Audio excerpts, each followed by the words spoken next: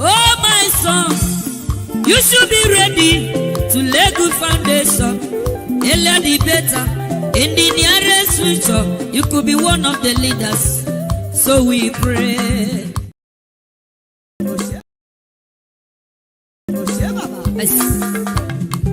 Oh, my son, you should be ready to lay good foundation. Earlier the better.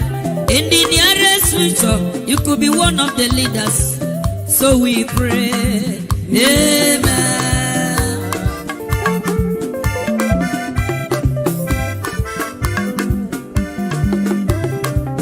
Oh, my daughter, you should be ready to lay good foundation. Earlier the better. In the nearest future, you could be one of the leaders. So we pray. Amen.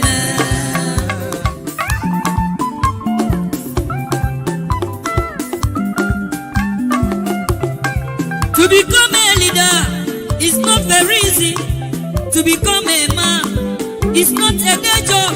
Everybody's ambition is to become a leader and to become a rich man. That is the struggle. So, my son, you should be ready to lay good foundation. Earlier the better. In the nearest future, you could be one of the leaders. So we pray. Amen. Thank you, my brother. God bless you. So, my daughter, you should be ready to lay good foundation. Earlier the better. In the nearest future, you could be one of the leaders. So we pray. Amen.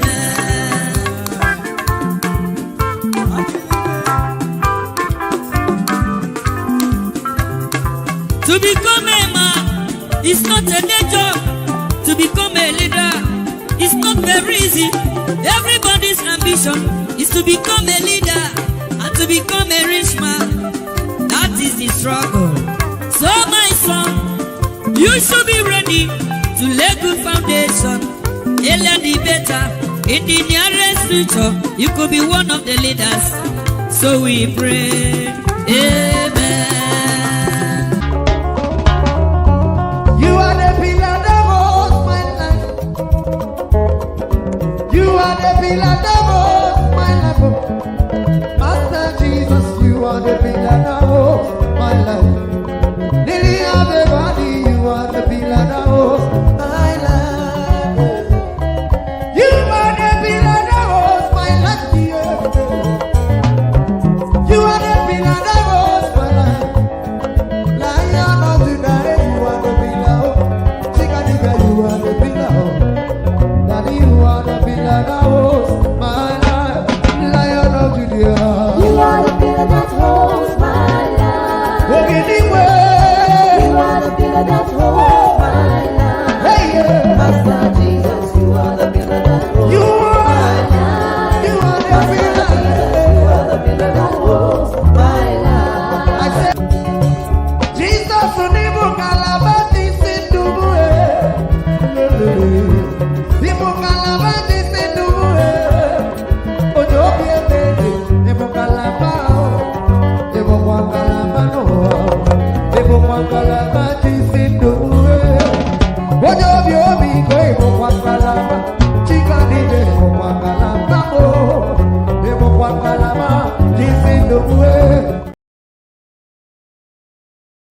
Yes, an Igbo man will never be the president of this country. Yes, an Igbo man will never be president of this country. Ah, well, I'm just joking. I'm sure you must have heard these statements emanate. At least I've seen it severally occur in my threads. Somebody coming to say an Igbo man will never be president of this country. But here's the gig. When I go through such comments and read which sets of people that these comments come from, I see that they are mostly the Muslims from the north or ethnic bigotic Yoruba indigents. The question again we must ask ourselves, why can anybody in a country that they claim is one, in a country that they claim the unity is sacrosanct, in a country that they said the Nigeria is indivisible. Now, the irony of it all is that this same set of people that you say should not and will not be president of this country are the same people who said they want to leave Nigeria, but you fought them to remain in Nigeria. You fought them that they must remain in Nigeria.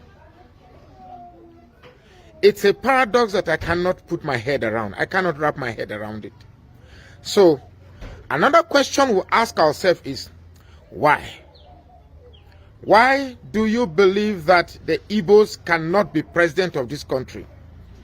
And if they cannot be president of this country, why must they not go? They have to be in this country so that you can rule them, but they can't rule you. Here is my other worry too. If an Igbo man, one of the three major tribes of this country, cannot rule this country, then what is the fate of the Urobo man, the Idoma man, the Jarawa man, the Anaguta man, the Bachama man, or even the lesser minority Christians in the north? You see, the biggest question to ask here is that, why is this sentiment persisting? Answer is simple. A certain narrative in this country must be sustained. And what are those narratives? The narratives that the north is more populated, that Muslims are more populated, that it will only take the will and prerogative of the north before anybody from the south can become a president, particularly south, south, and southeast. Yes, the situation we find, the Igbos find themselves, are not even made easier because of the Igbos themselves. Yes, I said so. Unfortunately, the Igbos are not political masters that understand the ability of tag teaming, that's working with others. But we are not here to talk about the lapses of the Igbo man in politics. We are talking about the deliberate persistence of a certain group of people to ensure that an Igbo man will not be president of this country. If you look at the tribunal judgment, the way it was delivered, you could almost touch and feel the sense of anger that an Igbo man is daring to be president of this country. Well, I'm not doing what I'm doing because I have any prior preposition or disposition, rather, any prior disposition for the Igbos. Like I said, Igbo people might then get their own. But what it is what it is. We cannot shy away from this. No matter how we paint it, there is a deliberate ploy by a certain group of the people in this country that an Igbo man will not be president. So what is it? The narrative is that if an Igbo man comes in as president, it changes everything. If an Igbo man comes in, it changes everything. It changes the narrative that without the Hausa man or without the Northerners, you cannot be president of this country. Because for a long time since independence, they will tell you that unless the Northern, if it were not for the concession of the North for Obasanjo to be president, Obasanjo would not have been president. So this ugly romance between the Yorubas and the North, that power must rotate between them, they even come forth to flaunt it on our face and say it is Yoruba turn.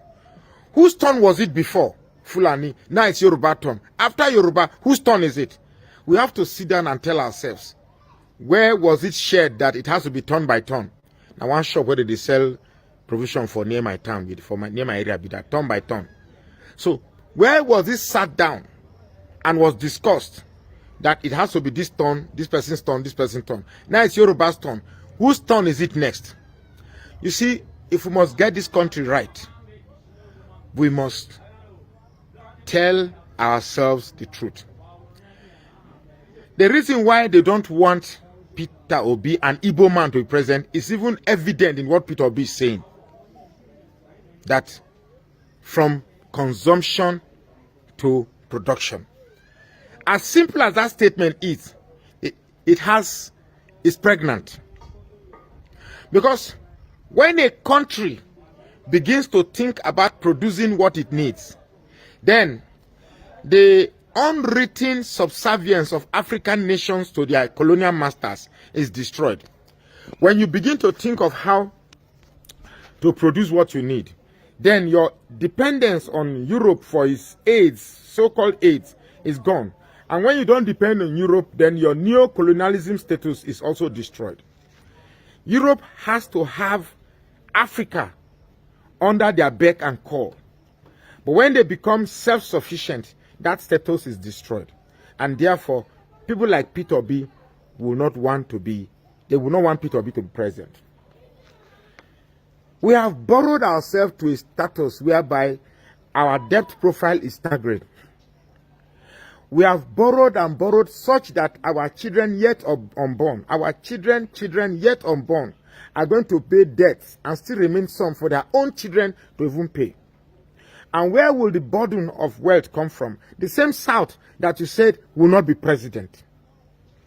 While they eat their goals, while they dig their goals and mine their goals from themselves, they depend on the wealth of the South to pay off this debt that they borrow.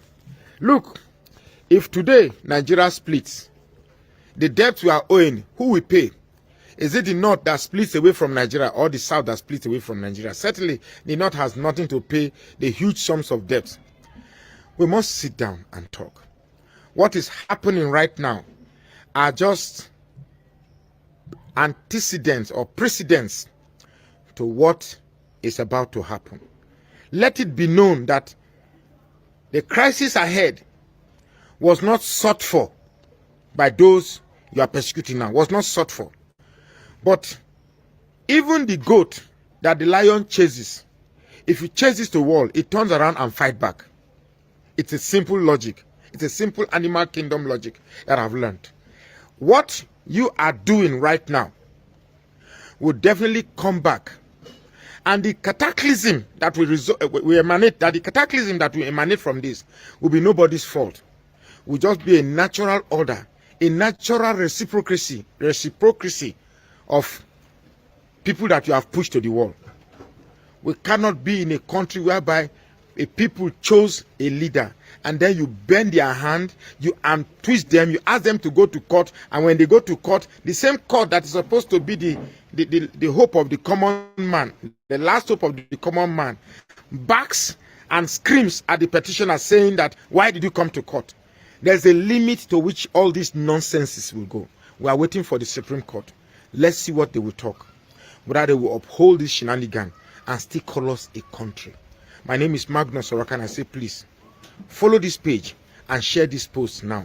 If Igbos are not part of this country, let them go.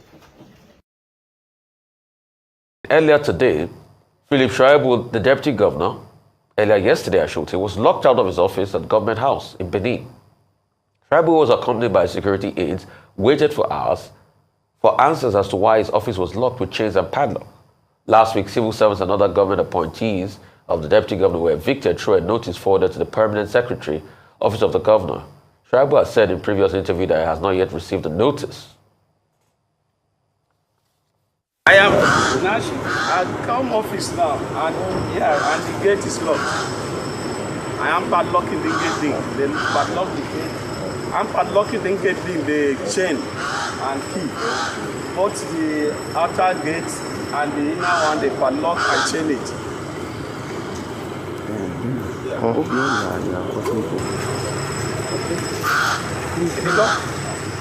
The governor said they should lock it. That they are using the office for something else. I have not moved to anywhere. Nobody has given me letter to move to anywhere. Nobody has given me letter. So if governor say I have moved, I have not moved.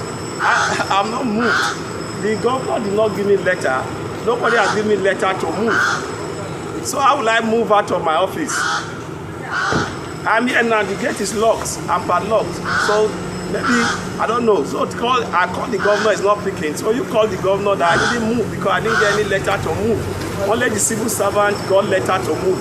I'm told that the civil servants were given letter from the office of HOS to move out of this place.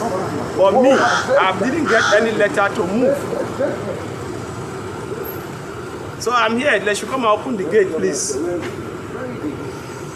And call the governor that I'm at the gate. They should please come and open the gate.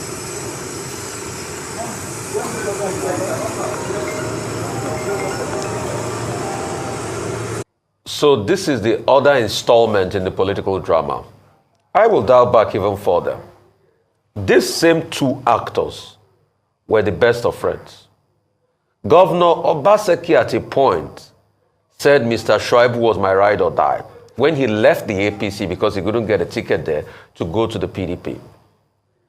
And at some point he was told to sacrifice his deputy governor, part of political conversation anyway. We can't say as a matter of substantial proof, but part of political conversations, which are anecdotal in nature.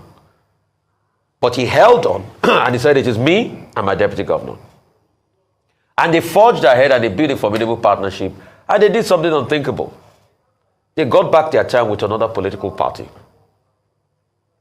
The question we should ask them is, what did they promise each other? Was there any time or amongst them a promise was made? That's between both parties. Because all of this that is playing out, pure and simple, is because who will be the next governor? The deputy governor says he wants to be the next governor. The governor, incumbent governor, is probably not in support of it. And the deputy governor has been going out there to try his best possible and he's been rebuffed. Then the deputy governor went ahead, said, he thought they were going to impeach him. He took a case to court. He since brought that case out. And the governor said, okay, you do all of this to me. You betrayed me. Then I will go for your jugular. So two of them are fighting over a state that has its own challenges. Two of them are fighting because of power that is transient. Very soon, the Edo people will make their choice. Whoever they will vote in will not spend more than 8 years on that seat. But the question is the life of the people better as a result of governance? That question is one question no politician has been able to answer in the history of Nigeria. Do life actually get better? If lives got better, are we still going to be talking about the likes of them Ambrose Ali as reference points? Are we still talking about the likes of them Samu Bakwe as reference points? Are we still supposed to be talking the likes of Lateef Jakonde as reference points? So all of this is just a part of the drama. If you remember, Dr. Bat, one part of the drama was the church incident, where the deputy governor wanted to go greet the governor, was rebuffed at church. Then another incident was security people. Yeah, by security people. Then another incident was the Midwest anniversary incident, Midwest referendum anniversary incident. Now is another one. The question is, when next is the next installment in this drama going to come? I'm sure Nollywood people are taking note. But in all of this, it just hurts me that the Edo people that kept on shouting 4+4 are their lives any better in all of this. And that's why I'm sorry I don't take politicians too seriously. Yes, but my job, I need to... The statement went further to claim that Shuaibu had tried to confront the governor at his office but met his absence. He was then told by security guarding the office that he needed permission before he could be let into the office, but he insisted on gaining access into the governor's personal office. The governor said they should lock it.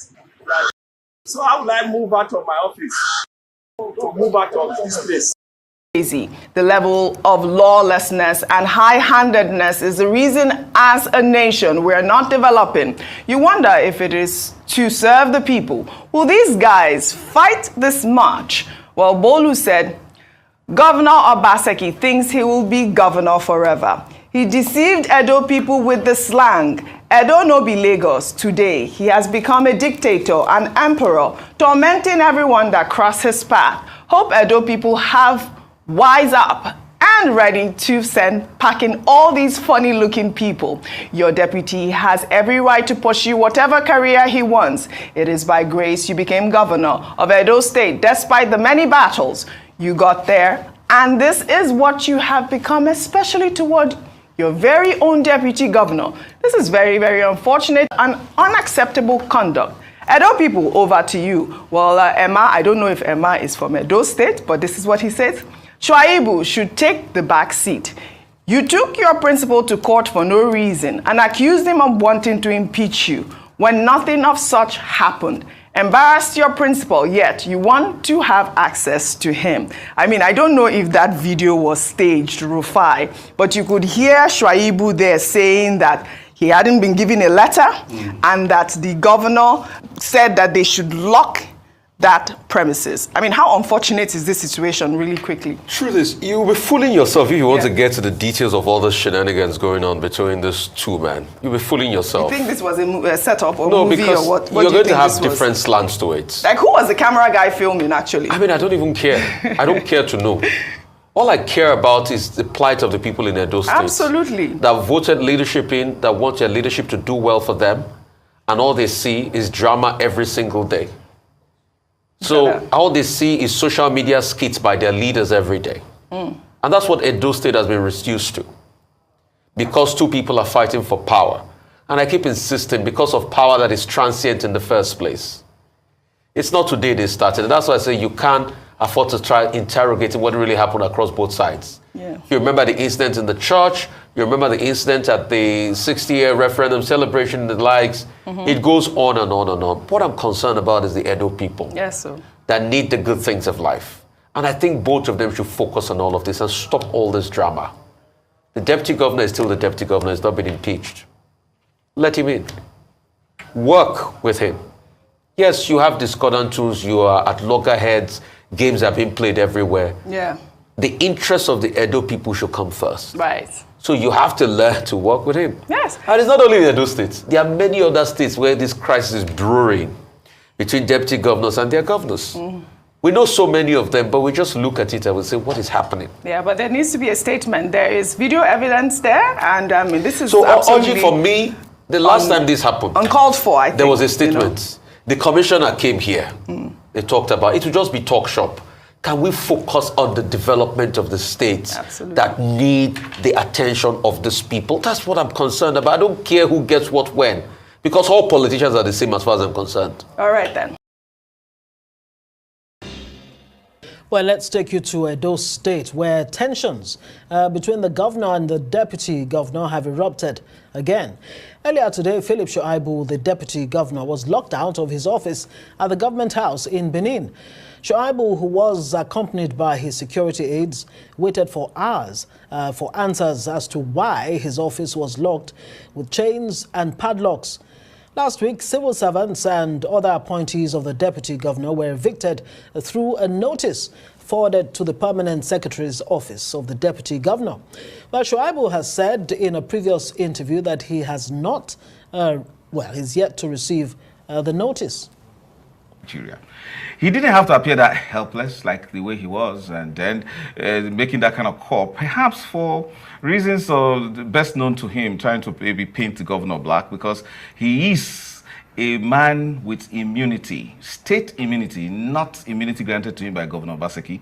He also had state protection, and he has a right to access his office. And if such a powerful figure, a constitutional figure like a deputy governor approaches his office and is locked with key, he should be angry and then order his men to break it up. And then let's see which governor or which authority, which force will now issue a counter order, restraining a deputy governor, particularly of Edo State, from getting into his office. So perhaps I'm not so impressed that Philip Shuaibu sounded and appeared so helpless in the manner, forgetting that he's not an assistant governor. He's not appointed by Governor Obaseki. He's a deputy governor of Edo State. And so again, deputy governors have often been at the receiving end of the recklessness of governors since the Second Republic of our democracy, and that's very bad.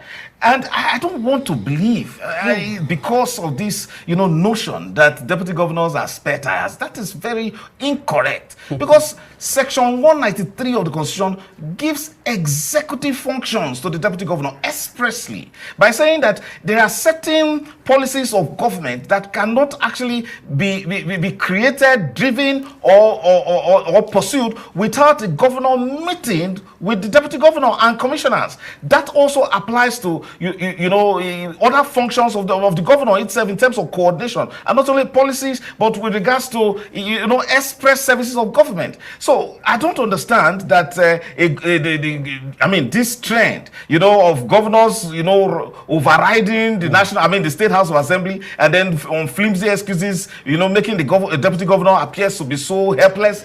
I've seen very flimsy excuses given by governors in impeaching deputy governors. It's as if deputy governors exist at their mercy. The mindset must change. Let's understand something. A governor is as helpless as the way Philip Shaibu appeared. The reason is, and I'll cite an example. In the case of Governor Chris Ngige, as he then was in Anambra State, his security details were simply withdrawn, and one fellow locked him up. One fellow just locked him. I don't want to mention his name. Locked him up. A sitting governor, and then asked him to sign papers, and then they declared that he has been sacked. So the governor must also realize that what he is doing now, and again, the express irresponsibility of state officers, and I'm talking about those who work for the state, not those who work for Baseki, not those who work for Edo State, those who work for the Nigerian state. Where is the Department of State Services? Where are the policemen? And then you allow that kind of thing, that kind of humiliation on a deputy governor that you are meant to protect? Somebody needs to answer to this. Frank Tete, is this impunity gone? Yeah, good morning, good afternoon, good evening to every one of you. It's good to be back here again today. Thank you very much, my people. Today's Tuesday, 19th September 2023. Okay, I wanted to take all this out of the way. We have three bash. The first one is out of the way, the Edo State issue. The second one is going to be Peter will be filing appeal in Supreme Court against Tinubu and the judgment that happened on the 6th of September by the satanic judges.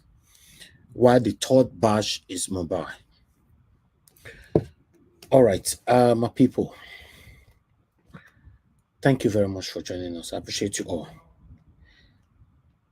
This Mohbad issue,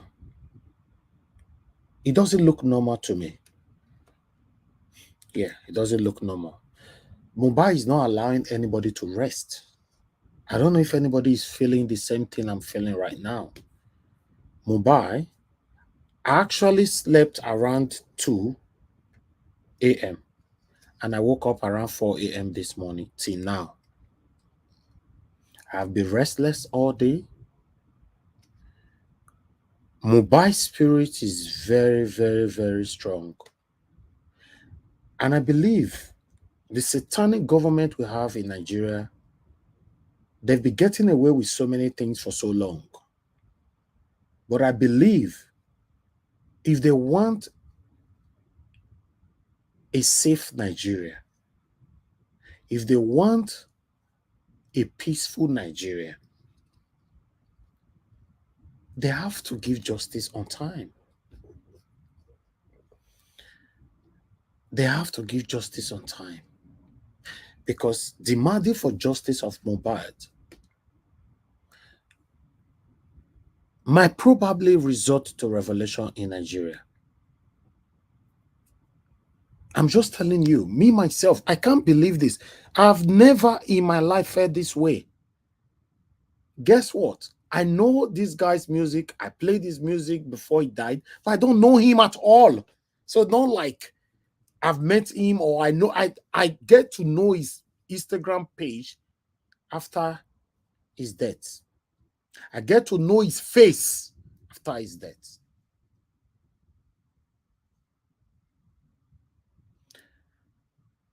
Nigerian government, if you are listening, I know some of you are listening, give justice so that everybody can have peace. Mohbad spirit is walking everywhere. Mohbad spirit is so strong. Nigerian government, we need justice. If not, a lot will happen through demanding for justice. because I'm not a pastor now, maybe some might not take me serious, even the government that I'm talking to. Forcefully demanding for this justice will result to something else that nobody, including myself, will be happy about in Nigeria. You can't go anywhere on social media without not seeing Mohbad everywhere. I've never seen this before. I've already we've discussed this issue already for the past 5 days or 4 days ago. I believe the day it happened. I've moved on. That's what we do here. But this man's issue, his spirit is too strong.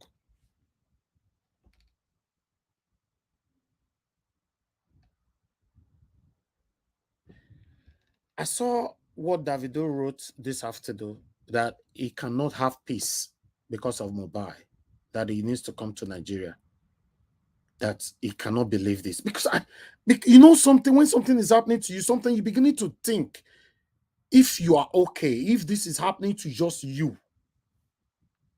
I don't know if this have happened to you guys before. You now get to look like you have a problem until other people testify that is also happening to them. This guy deserves a justice, and it has to be soon. Remember when NSAS happened in Nigeria? Normally, originally, it's supposed to be police brutality, right?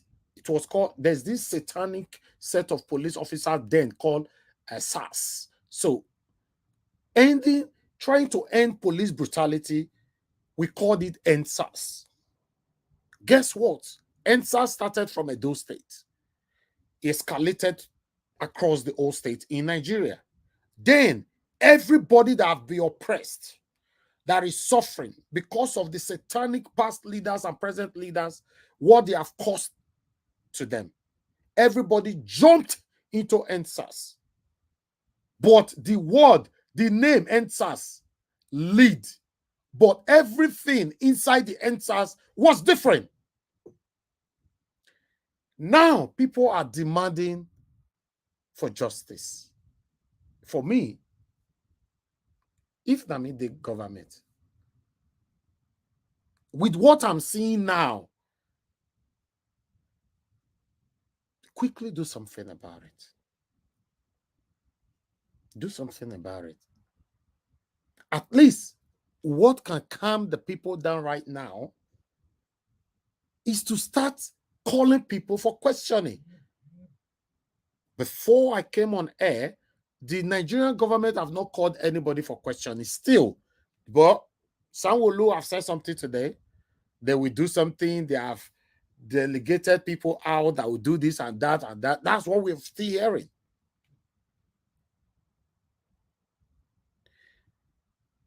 Mohbad is asking for justice by force. I don't know. I'm not sure nobody will believe me. But maybe I will remind you guys. This guy, his soul is asking for justice by force. Since 4 a.m., I cannot believe this. I've been restless. Somebody that I don't even know. It's somehow. I've never seen this before. It's somehow. I don't know this guy. You cannot watch his video without not feeling bad. Listen to him here. You don't need to hurt me before you win. You don't need to kill before you sin. Those are strong words the guy was using before he died. You don't need to hurt me before you win. And you don't need to kill before you sin. Listen. Hurt me before you win. You don't have to kill somebody before you sin. Oh, Charlie Browse, there they lose trouble. Oh, they go far. Without God, someone drew to Lua, so cooking Sherua. Even the bath for you, lava for the spoon, early Jujua. Every man that's the body, that I ladi ladi. That I 1990, all the bits to party. It makes me feel bad, more than to feel good. Now I feel better, through the radio, Jelegba. To repay my work. Once I put me on drug, now I'm on top. Life me or any contour. Mo pa wọn ní Naija, ó tún pa wọn ní London. Fún wọn ní KPK pọ̀ wọn life boy, mo ń tọ́nà. You don't have to kill somebody before you sin. Oh, Charlie Browse, there they lose trouble. Oh, they go far without God. So much road to lure, so fucking sherua. Even though I'm from you, love up the spoon, early juju. Every man that's bad, that I laddie. That I 1990, all the big party. It makes me feel bad, more than to feel good. Now I'm feel better, through the radio, Jellegba. To repay my one con, once I put my one drug, now I'm on top. Life me or any contour. Mo pa wọn ní Naija, ó tún pa wọn ní London. Fún wọn ní KPK pọ̀ wọn life boy, mo ń tọ́nà. Ìmọ̀lẹ̀, organization, fún wọn ní pressure, street orientation, ọlọ́ọ̀.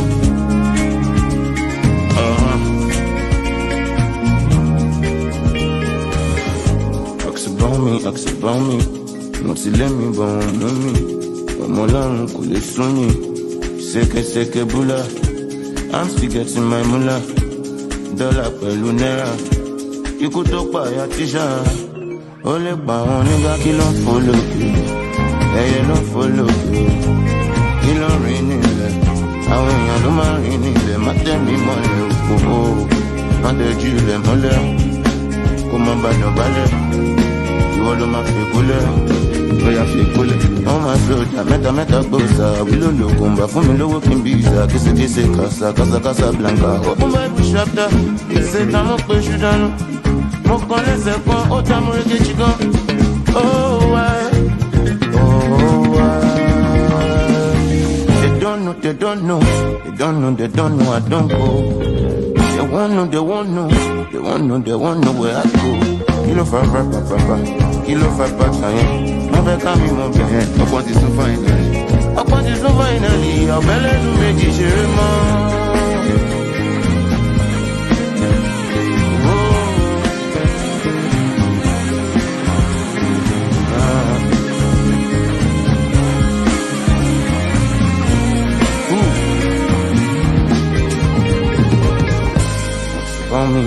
On me.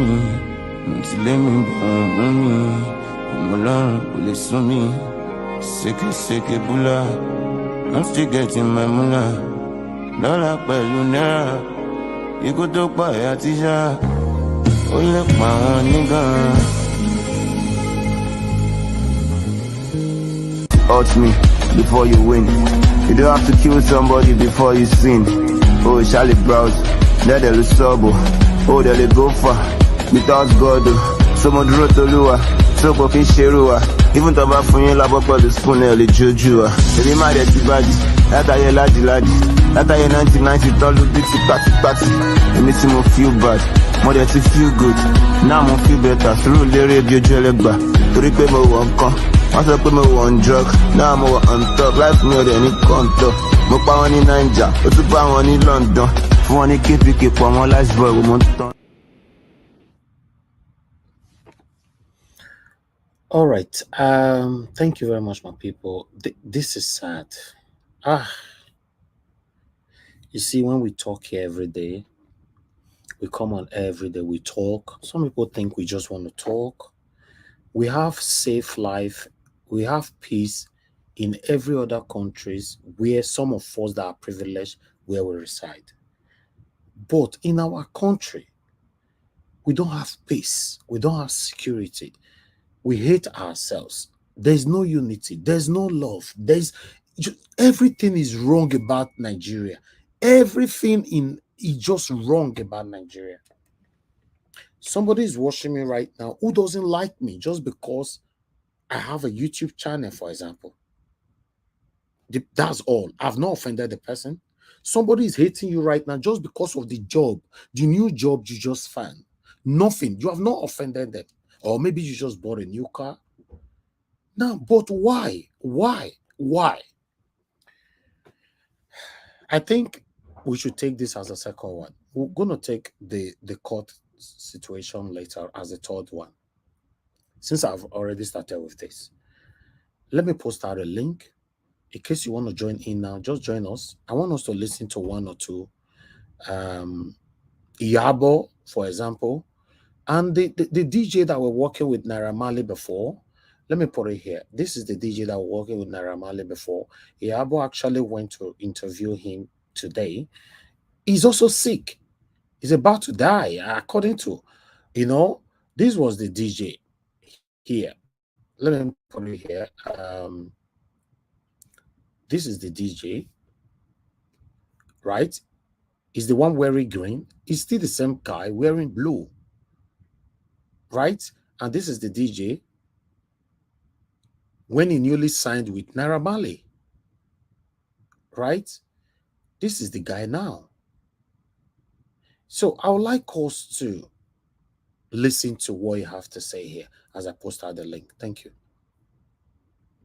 Nothing now. But before she was okay. Yeah, before, but now you don't even. So have do you know why she's not working now? Because she's been taking care of you. Yeah. So So that's what happened to you? So, in between me and him, You and who? me and Amali. So I have been in his house for like 4 years. I'll be also doing, but the work I'm doing, like the work is not going the way it's supposed to go for me, and I see I can't change my work like to straight music. Like I should even be in the industry straight, because apart from DJ, I see like. Okay, sorry guys. Let me accept my people in. Mother Nena, that's fine. Mother Rita, thank you. Mother Victoria, thank you. Mother Patricia, thank you. I don't see all of you now, so that this video can continue to play. My music, like I know about music. Do you know what I'm talking about? I know about music, like. Yeah, you know about music, I know. Yeah, so I'm trying to put into music. So I explained to him that he said what happens Flash. I tell him the work on this videos work. My mom used to call me sometimes that if we. Okay, guys, in case you guys are not understanding, one, this is not how this guy used to talk, right? He said there's something that they have to drink that will automatically change their life, change how you talk, change how you reason, change how everything about your life. Immediately you sign that contract. This is not how this boy used to talk. His life, the guy is seriously sick right now. How to rescue him, not to die, because Mohbad cried. Nobody listened to him. Mohbad continuously cried on social media. He was beaten repeatedly. Nobody. Because we don't really, do we really care about ourselves? I don't know. I don't know what to say. But this one is about to die as well. Let's listen further. It's 20,000 you have send it to me. Our last one, Moses, is like, he's going to school, he needs the school fees. Well, how much I send that time? Like, you know. You don't have cash. I don't have too much. So I don't, you know that if you what I'm send doing. So I send what I can She send. He doesn't give you money. He doesn't used to give me money. I won't lie. So, and the work I'm doing, any work I see and do, I used to translate myself to eat food, to put on dress. Doesn't give you money, doesn't give you food. Doesn't used to give me money. Doesn't used to give me money. Okay. So I'm just trying to do some things that it doesn't be like he left home. Okay. Alright. Sorry. You know what I'm talking about? Yeah. So as I tell him this work counts to be doing now, and unfortunately all of them they started planning things together. Okay. Like maybe they're trying to go into like religion side. Maybe them are Muslim. They're trying to like, I know this. They started planning things together, all of them. You know. Who started? The remaining boys. Nara and them and his voice, like, and all of them that they in the house together. They started planning things together. Like this work he said he wants to be doing, and you know even this DJ is doing before. We used to see him there. We used to, and this work he's doing now. He started doing it, and you know we don't want him to have too much money. I know that make me say, okay, if they don't want to support me about my music, as they talk about planning, or saying maybe we should put something in his food, we should lay him mad, we should call his mommy and plant things on him, and let's say it's not okay. How they planned to poison Mohbad to run mad. In fact, they tried so many things. At the end of the day, I guess some of you saw the video where he was crying in hospital, that he was actually forced to drink something. There's this video circulating. I can't bring all the videos here. There's a lot of videos. There's a lot of videos. Listen, every single person affiliated with Mohbad should be arrested. The only person that is supposed to be free and innocent now should be his son, including his wife, his father, his mother, anybody. In fact, the first guy who raised the alarm, Mohbad don't die for inside car, all of them should be arrested. Naira Marley, all Malian record, all of them should be arrested. But guess what? As we're speaking right now, police still, they say that they delegate people. That, oh God, how we take on from this country, God? When we speak, some people think we just want to speak. When other people are having a better life, a peaceful lifestyle in their own country. Now only our own country, now we don't get peace. Now only Nigeria. If not because this man, this guy, this boy, Mohbad, his spirit is strong. You know how many people we dog by, say, at the end of the day, we know the year of them. Now, I would like us to, let me forward this a little bit. This flash. Thank you so much to support everything that has to do for you.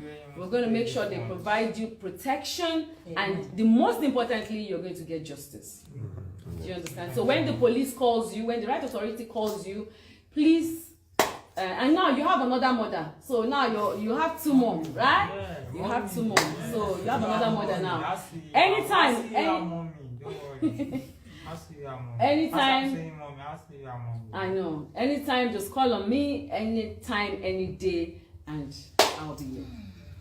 Mommy, so effort on you ballet. And you know, I'm a support. Since I'm a going, I'm a low. I'm a work. Because I'm going to my share. Are you guys aware that this guy, he no fit talk ever since he died for us? If my man no fit talk, nobody fit talk, because they have threatened them that if we help them, you are gone. Now this Mohbad, let me tell you, Mohbad's spirit is too strong. Now this Mohbad death, now I can't make many people not coming out. Even the one where they die for, it's like this one don't lose the memory. Many things is wrong with him right now. With this video now, Nigeria government still delegate people. Hi God. Oh my, see everything for you. Me I got along. Amen. They produce success. Amen.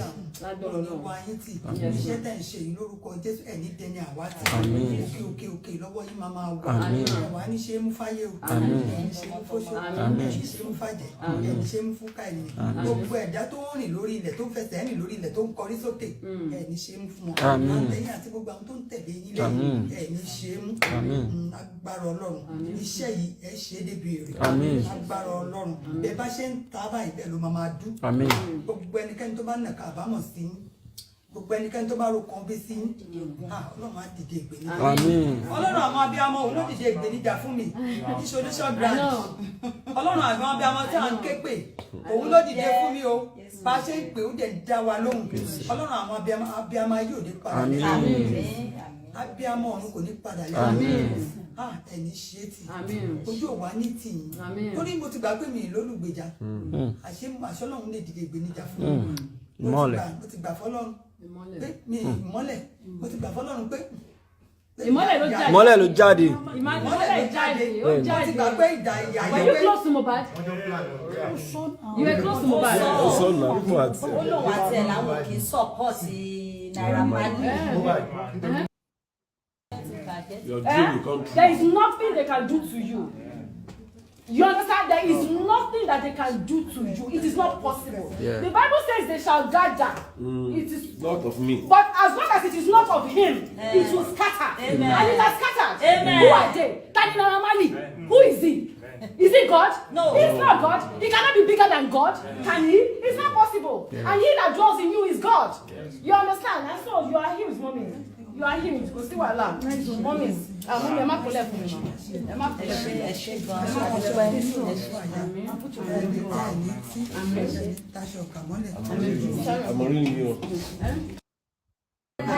How are you? God bless you. So I want to go off, but I would definitely I'll go back. Yeah, hold on. Huh? Before you leave, they want to talk to you. Okay, let's listen to this one. We have failed this poor boy when he was alive because he cried out. But a lot of us did not take note of it. We didn't listen to him. And he's gone. But he has paid that ultimate price. This has to stop in the music industry.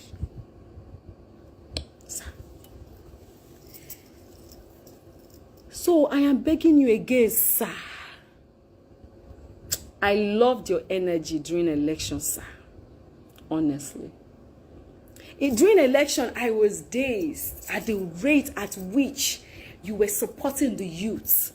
You know, I even saw you when you came for Hilda Bassi's, when she won the food marathon, abi Toronto. I was very happy when I saw you. You were there. You went there to encourage her.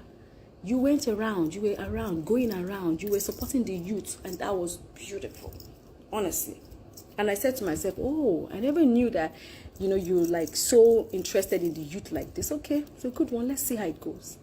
Sir, let's see how it goes. This is how we are going to see it. Exactly. This one is how we are going to see how it goes, sir. Sir. That's your good office that you are sitting on, sir. We want you to help us see to it that Mohbad gets justice. Take this lightly. I am not saying it like that. Let me take the other so that we can start talking. Let me take other stuff we have for you guys here quickly. As you all know that today, like I stated yesterday, that is the deadline to submit our appeal in Supreme Court. So it's done. Atiku have submitted and Peter Obi have submitted as well. So I'd like to quickly take on this. Let me just deal with our own article instead of Atiku's article. Then we can move on and start talking. Bear with me, my people. Press on the like button. Press on the like button. Help us to share. Okay, that is what we have for you right there. Okay, there you go. Tinubu presidency, Peter Obi files 51 ground of appeal at Supreme Court. So let me quickly take this right here. Candidate of Labour Party, presidential candidate, presidential election petition court, Mr. Peter Obi has filed 51 ground of appeal before Supreme Court to invalidate the election of President Bola Tinubu. Okay. All these people, all these things that is just playing everywhere is so destructive. You know, I don't know what YouTube like, what they don't like. That's why I'm running away from them. Obi, in his appeal, maintained that the Presidential Election Petition Court, PEPC, erred in law and thereby reached a wrong conclusion when it dismissed the petition he lodged to challenge the outcome of the presidential poll that was held on 25th February 2023.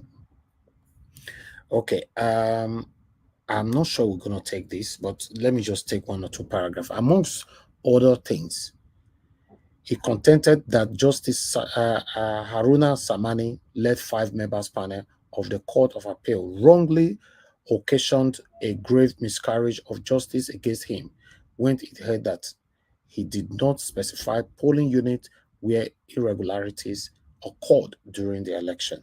He further faulted the PEPC for dismissing his case on the premise that he did not specify the figures of votes or scores that were allegedly suppressed or inflated in favor of President Tinubu and the ruling All Progressive Congress APC. Obi equally accused the Justice Samani-led 5 panel of erring in law when it relied on paragraph 41D2 and 54 of the first schedule to Electoral Act 2022 to strike out paragraph of his petition, while accusing the lower court of breaching his right to fair hearing. Obi insisted that evidence of his witnesses were wrongly dismissed as incompetent. He told the Apex Court that the appeal unjustly dismissed his allegation that the Independent National Electoral Commission, INEC, uploaded 18,088 blood results on its IREF portal. Okay, I'll stop it right there so that I can take some reaction from here. One moment. Let me take this quickly. I have, okay, this was, okay, we have a message to obedience here from Pierce. Okay, Pierce sent a message to obedience, especially for some of us that is currently trying to give up. I don't know, because I know some people trying to give up for a reason I don't know, but that's fine. Everybody entitled to their own life. But let's listen to this together quickly. A word of encouragement from Miss Pierce. Dear Obedient, we started as 4 people tweeting in a room. Today, the establishment are on the edge as we threaten the very system on which they thrive. We are not one. We are a legion of like-minded, patriotic people who want a better country in our lifetimes. What we have achieved has never, ever been achieved, even in a mainstream democracy like America. We made a fringe party a mainstream party and turned a 2-way race into a 3-horse race. Then it went on by saying, we instilled the fear of God into every politician and members of the status quo, and firmly established the office of the citizen. And for the first time in Nigeria politics, accountability is a discourse and on the front burner. By shining a spotlight on our corrupt institution, we showed the whole country and world, by extension, that those institutions are due for reform. We will follow through on those reforms. We are the beautiful one that were foretold in the beautiful one are not yet born. With our coconut heads, we will ensure that Nigeria finally works. All the other parties wish they had supporters like Obedience. Who wouldn't? The Agbados wish they could be like us. And the Mecanos desperately want to build us. Okay, I think this is the last one. All this is in less than a year. We're just getting started. We will take the gospel of a new Nigeria and spread it everywhere. And if anyone thinks this is just about Peter Obi, they are delusional. Obi is our principal and a shining example of what politicians should be, and an Omoluobi proper. We will meant create more patriotic politicians in the mode of Obi who put national interest first, and we won't stop until Nigeria is saturated with politicians like Peter Obi who will make our country work again. Even if there is darkness today in the land and it seems to want to permit all our institutions and minds, we are Nigerians' hope, and the only thing that we remain, even if all institutions are compromised and destroyed, and we will be that point of contact from which a new Nigeria is rebuilt. All right, thank you. The last one here, again, keep your head high. This is a marathon, not a sprint, and we shall eventually prevail and outrun these old timers and status quo soldiers. As we head to the Supreme Court, wash your faces, put on your glasses, bring out your cameras, put on your night vision goggles, and let's focus on building the Nigeria of our dreams. Don't ever lose hope, because it is very possible. That is facts. Okay, all right. Then for this one, the same pairs, was the one that posted Supreme Court appeal updates. LP has filed their appeal on 51 ground at the Supreme Court, citing dissatisfaction with the appeal court's ruling. Apex Court, sorry, ruling. Okay, let's move on. This one here, I'm not sure I really need to take on this. That is the notice of appeal from Mr. Peter Obi, between Mr. Peter Obi and Labour Party. So I'll just put that one there. But reactions are here. Let me quickly take these reactions. Our eyes is no longer on judiciary. We have seen what is there. It is now for the Supreme Court to put a seal on the new criminal laws set by tribunal. Let's know that 1999 Constitution and electoral law are dead. Then I have another one here. Supreme Court appeal updates. Now that Labour Party has filed their appeal on 51 ground at the Supreme Court, citing dissatisfaction with the appeal court ruling, we will all witness if the Supreme Court will uphold the appeal court ruling and set a very bad precedent for Nigeria.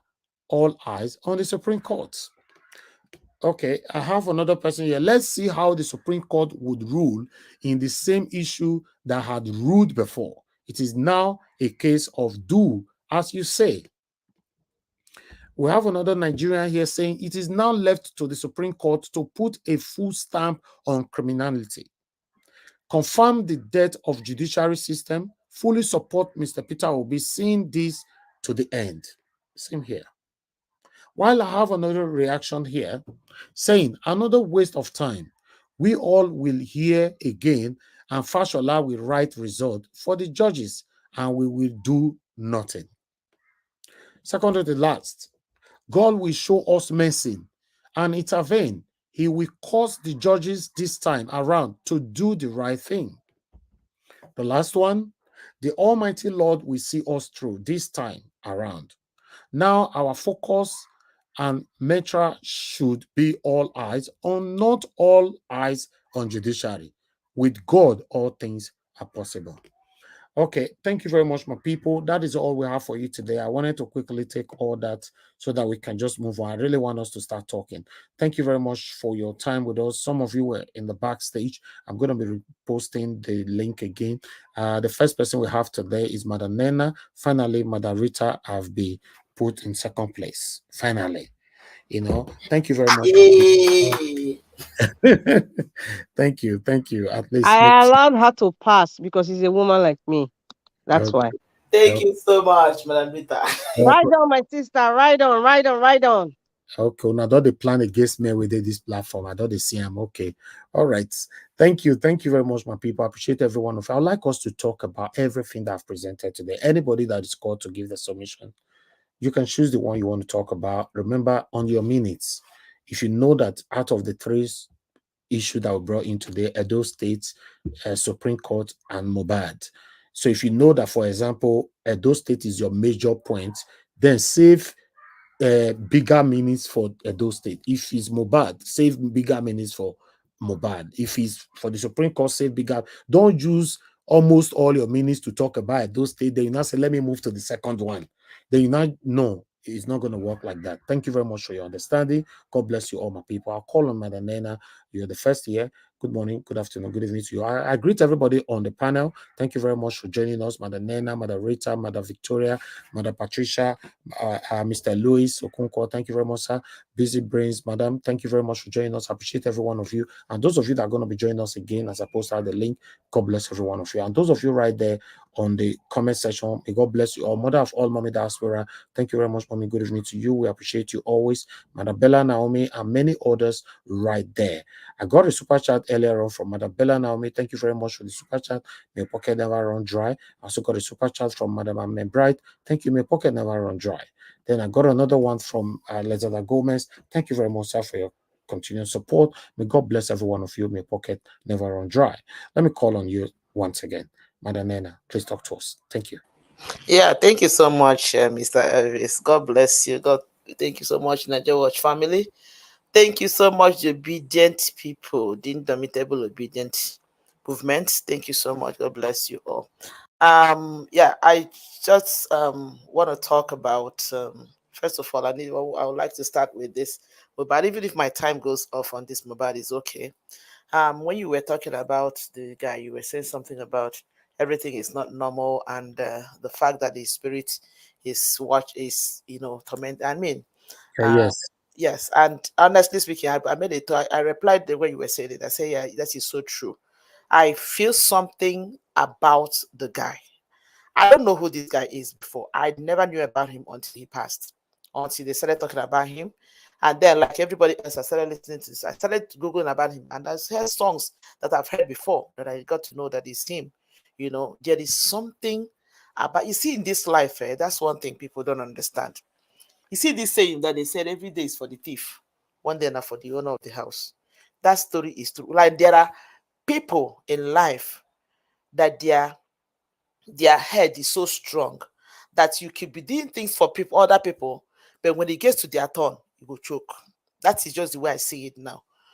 This boy's case is revealing a lot of things, just like the case of Peter Obi's election as president. You know, is revealing a lot of atrocities and evil in Nigeria. Look, Nigeria is at a place now. Nigeria, I don't know if other people are seeing it that way. That's the way I see it. Nigeria is at a place now where it's either we make it or we marry it. It's either things get better or it gets terrible. That is just where we are now. You see the way things are just unfolding. Every aspect of Nigerian evil is being exposed. It for all these months, it's been the political scene. And then we see the music. And when you look at this, what happened to Mohbad, you can also connect it to even the political scene. That is just the truth. Because, look, I don't care what Shawoli is saying. I do not care the fact that he visited Mohbad's family. I just don't care. You know why I don't? Because the person whose name was mentioned among the people that this boy was crying, this is not allegedly, this boy cried out on live video that we saw. The main people that this boy mentioned their name, they are all in fraternity with Sonwolu and Tinubu. I have seen videos of Sam Larry with Shawolu. I have seen him with Naira Marley. I have seen Sam Larry or Larry Sam, whatever his name is called, seen him with Tinubu. So that tells you that these people are connected. And that guy, the last name, even though the Legushi, whatever man is denying to deny him, the last name he bears is a Legushi.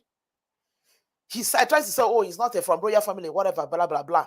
And from what they said that this guy, they mentioned when he came to attack him, they told him that the Legushi, or the king, whatever he is, asked them to deal with him. So you see that there is a way one of these things are connected.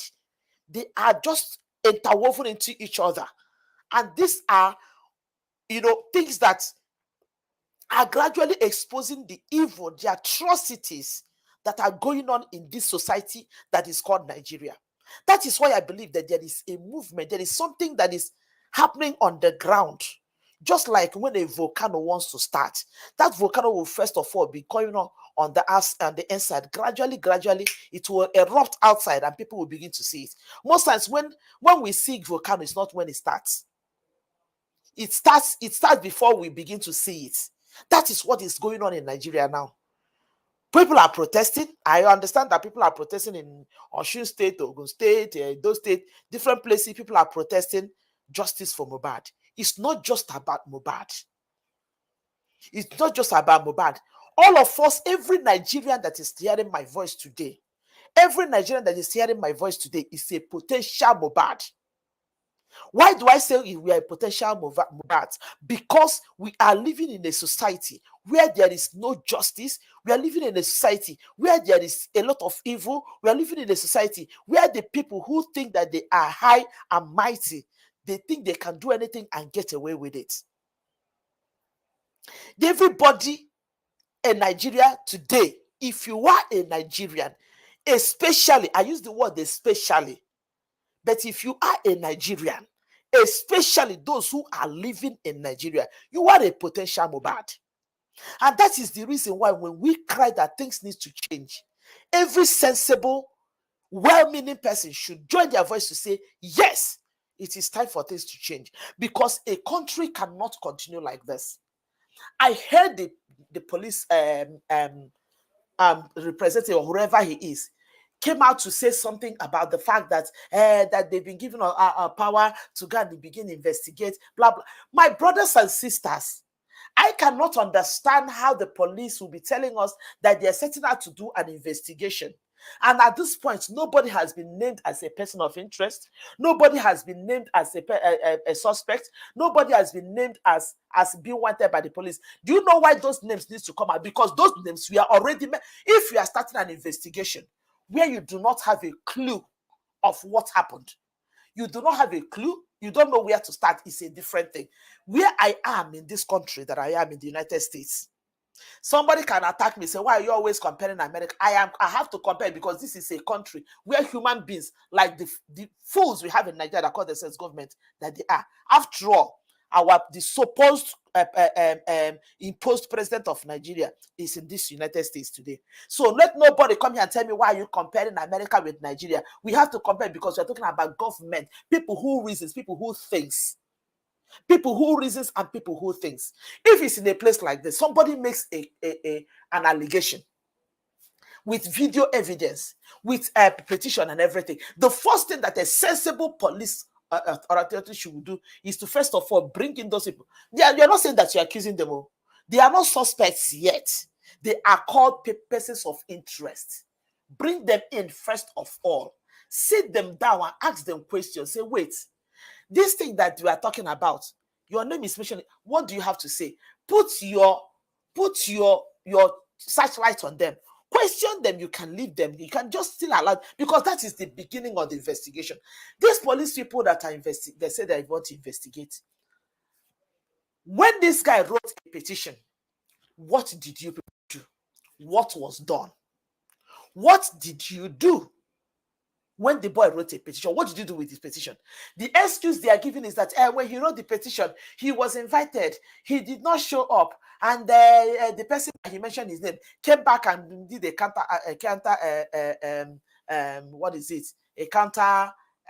allegation, whatever, petition. And then, like, this whole thing just don't even make no sense. And I still ask myself again, which police people, you know why I am so scared that this boy might not eventually get justice? That is where I'm going with all this I'm saying. Because this same policeman, the same policeman who is the head of this one, was the same man who came to tell us that NC Oluomo was joking when he said Mama Chukwudi should not come and vote. That same policeman saw this Sam Larry when he was wedding Machete during the election all over the place. This same man saw him at the polling station when he was warning people that this polling booth is for APC. If you know you're not here for APC, go. And that was not all. There are videos of this guy all over the place. Videos of him started surfacing where he was. This guy, I want to believe that it's possible. That's a very, because this guy was where he was carrying machete weapons all over the place during the election. Who did he work for? Who did he work for? After the election, you begin to see pictures of him with Tinubu and begin to see pictures of him with Sonwolu.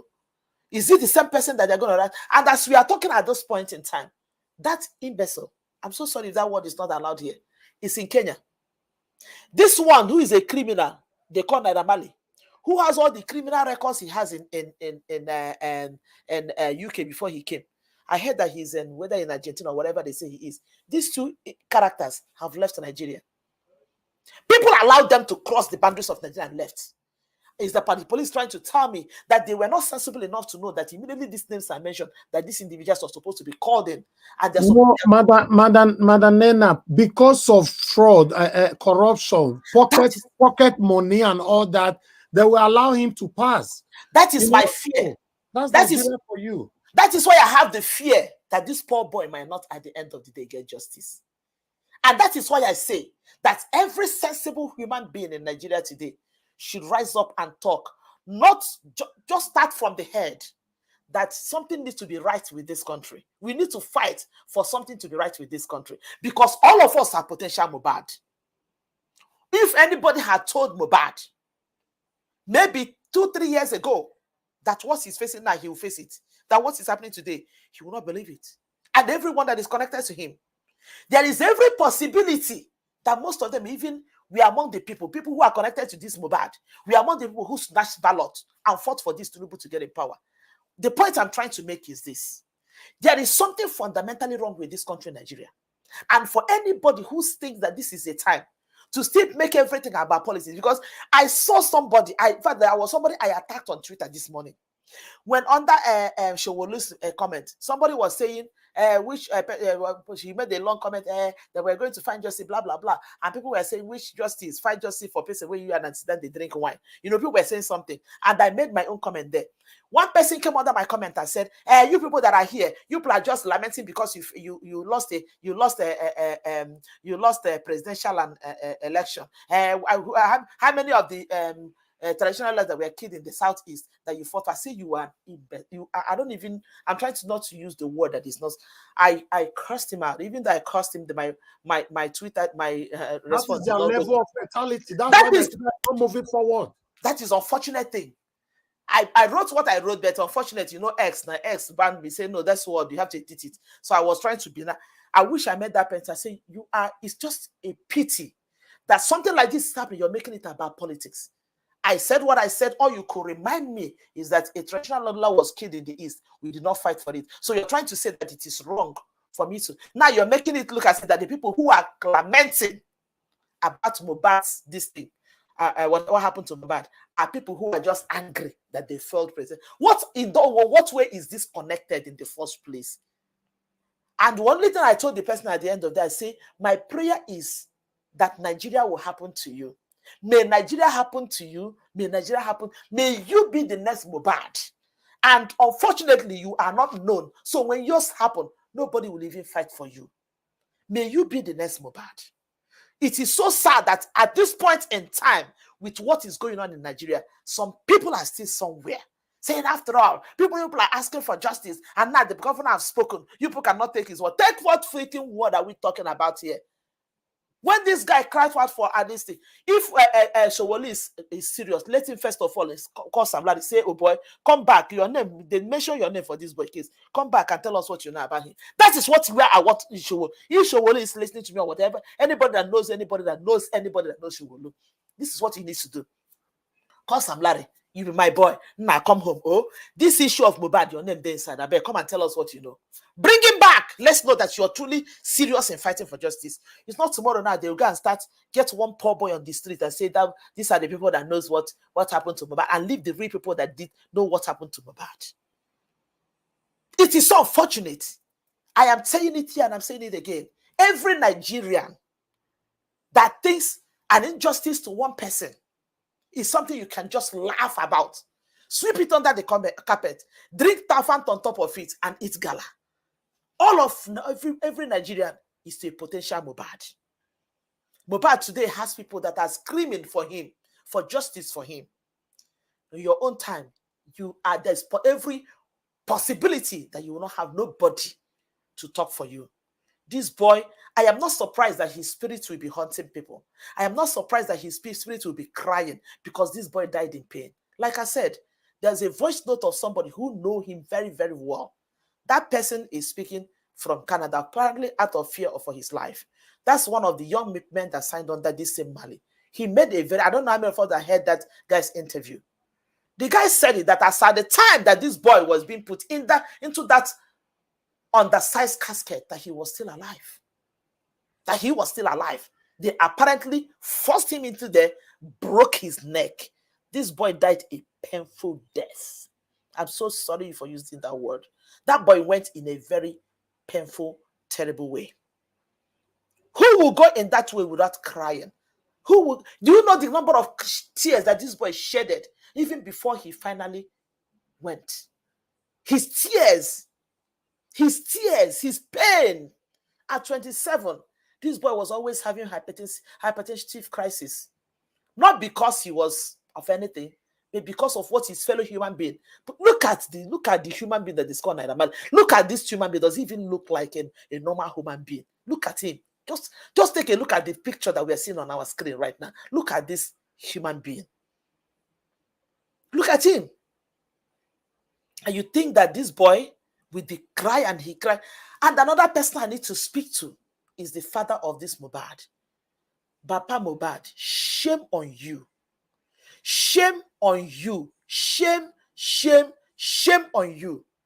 That your 27-year-old son, who is supposed to be a star that will take you places, just like the way the mother of what's his name? What's this other Nigerian guy's name? That's the mother is always with him on stage. Burna Boy. Burna Boy. This is a boy that would have taken you to places that you never believed that in your life that you will go to. Just pass his life, just got snuffed out of him at the age of 27.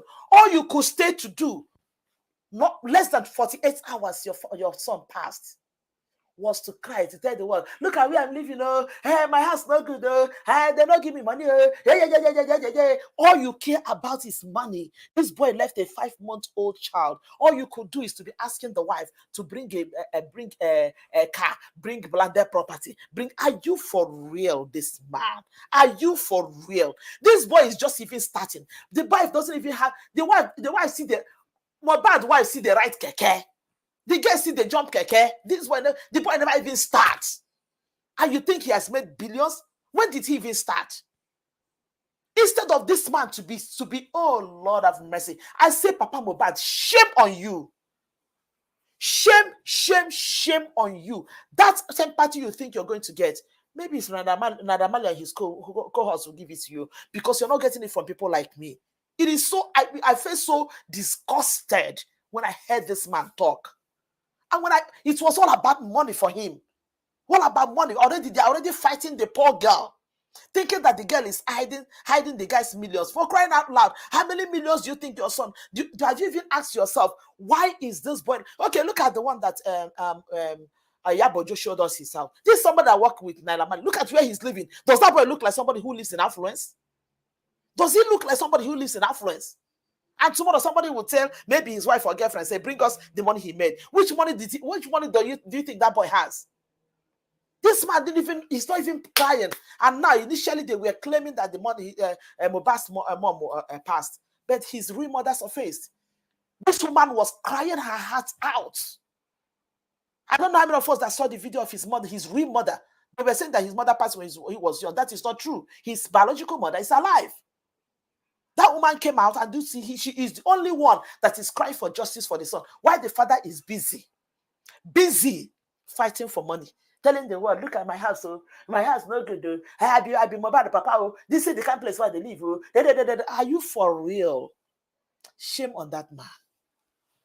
And it is the people like him that will make Naira Marley to do what he's doing. They say that if you see there was a video where I think there was a time that when the boys was having an issue with Naira Marley, that the father has to go to Naira Marley and was knelt down and was begging this stockfish because of the son. Was begging the Naira Marley to accept the son back and forgive the son, blah, blah, blah. Well, who knows how many chicken chain they're giving to the man that made the man lose his sense of reasoning. that now all they could do is to fight for fighting the little boy. Anyway, my prayer, I just pray. I thank God the way people are coming, the likes of Davido and everything. If I have my way, I'll contribute. My only thing is that I don't know the role of the wife or the wife or whatever that happened. I don't want to believe that the girl has anything to do with what happened to the boy, but I just pray for the safety of that lady so that she'll be alive to take care of that young son that this boy left behind. That is just my own for now. Honestly, it pricks my heart.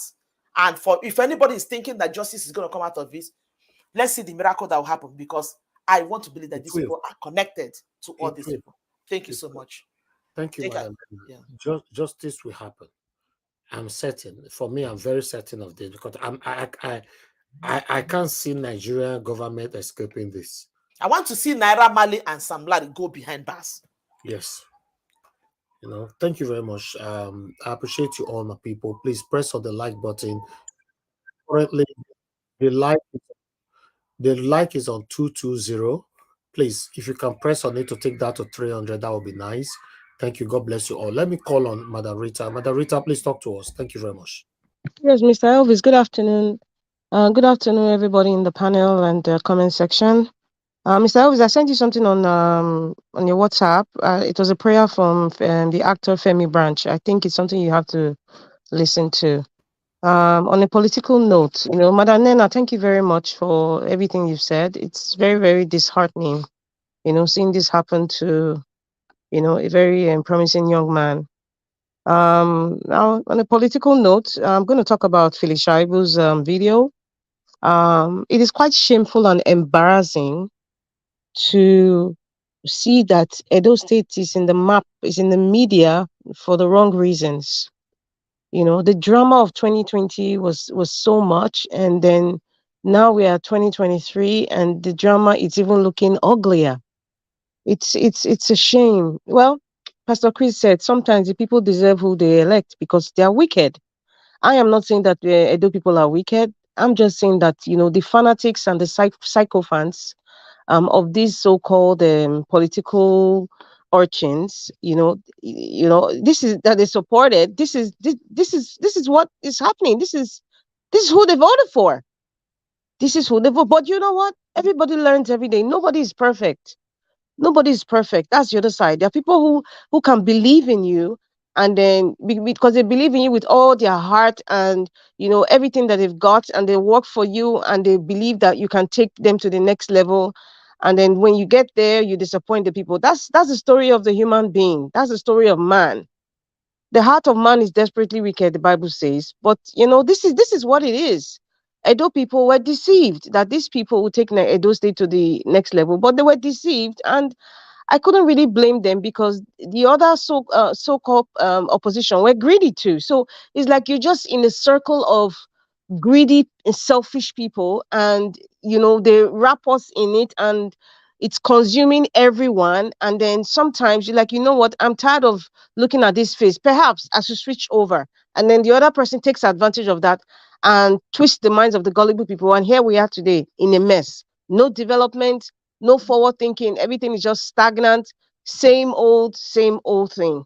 It's a shame. It's so funny that when our politicians, when things don't go their way, when they see that the status quo doesn't go their way, then they start to say, oh, let us follow due process. They start to quote the Constitution, they start to give you the section, they start to tell you the rights and responsibilities of a deputy governor, of a governor, and the State House of Assembly. When it doesn't go their way, this is an example to tell you that every person who is constitutionally elected, every person who has some sort of authority under the government, each one of them, they all know their roles, they all know their job description, they all know the laws binding their job description.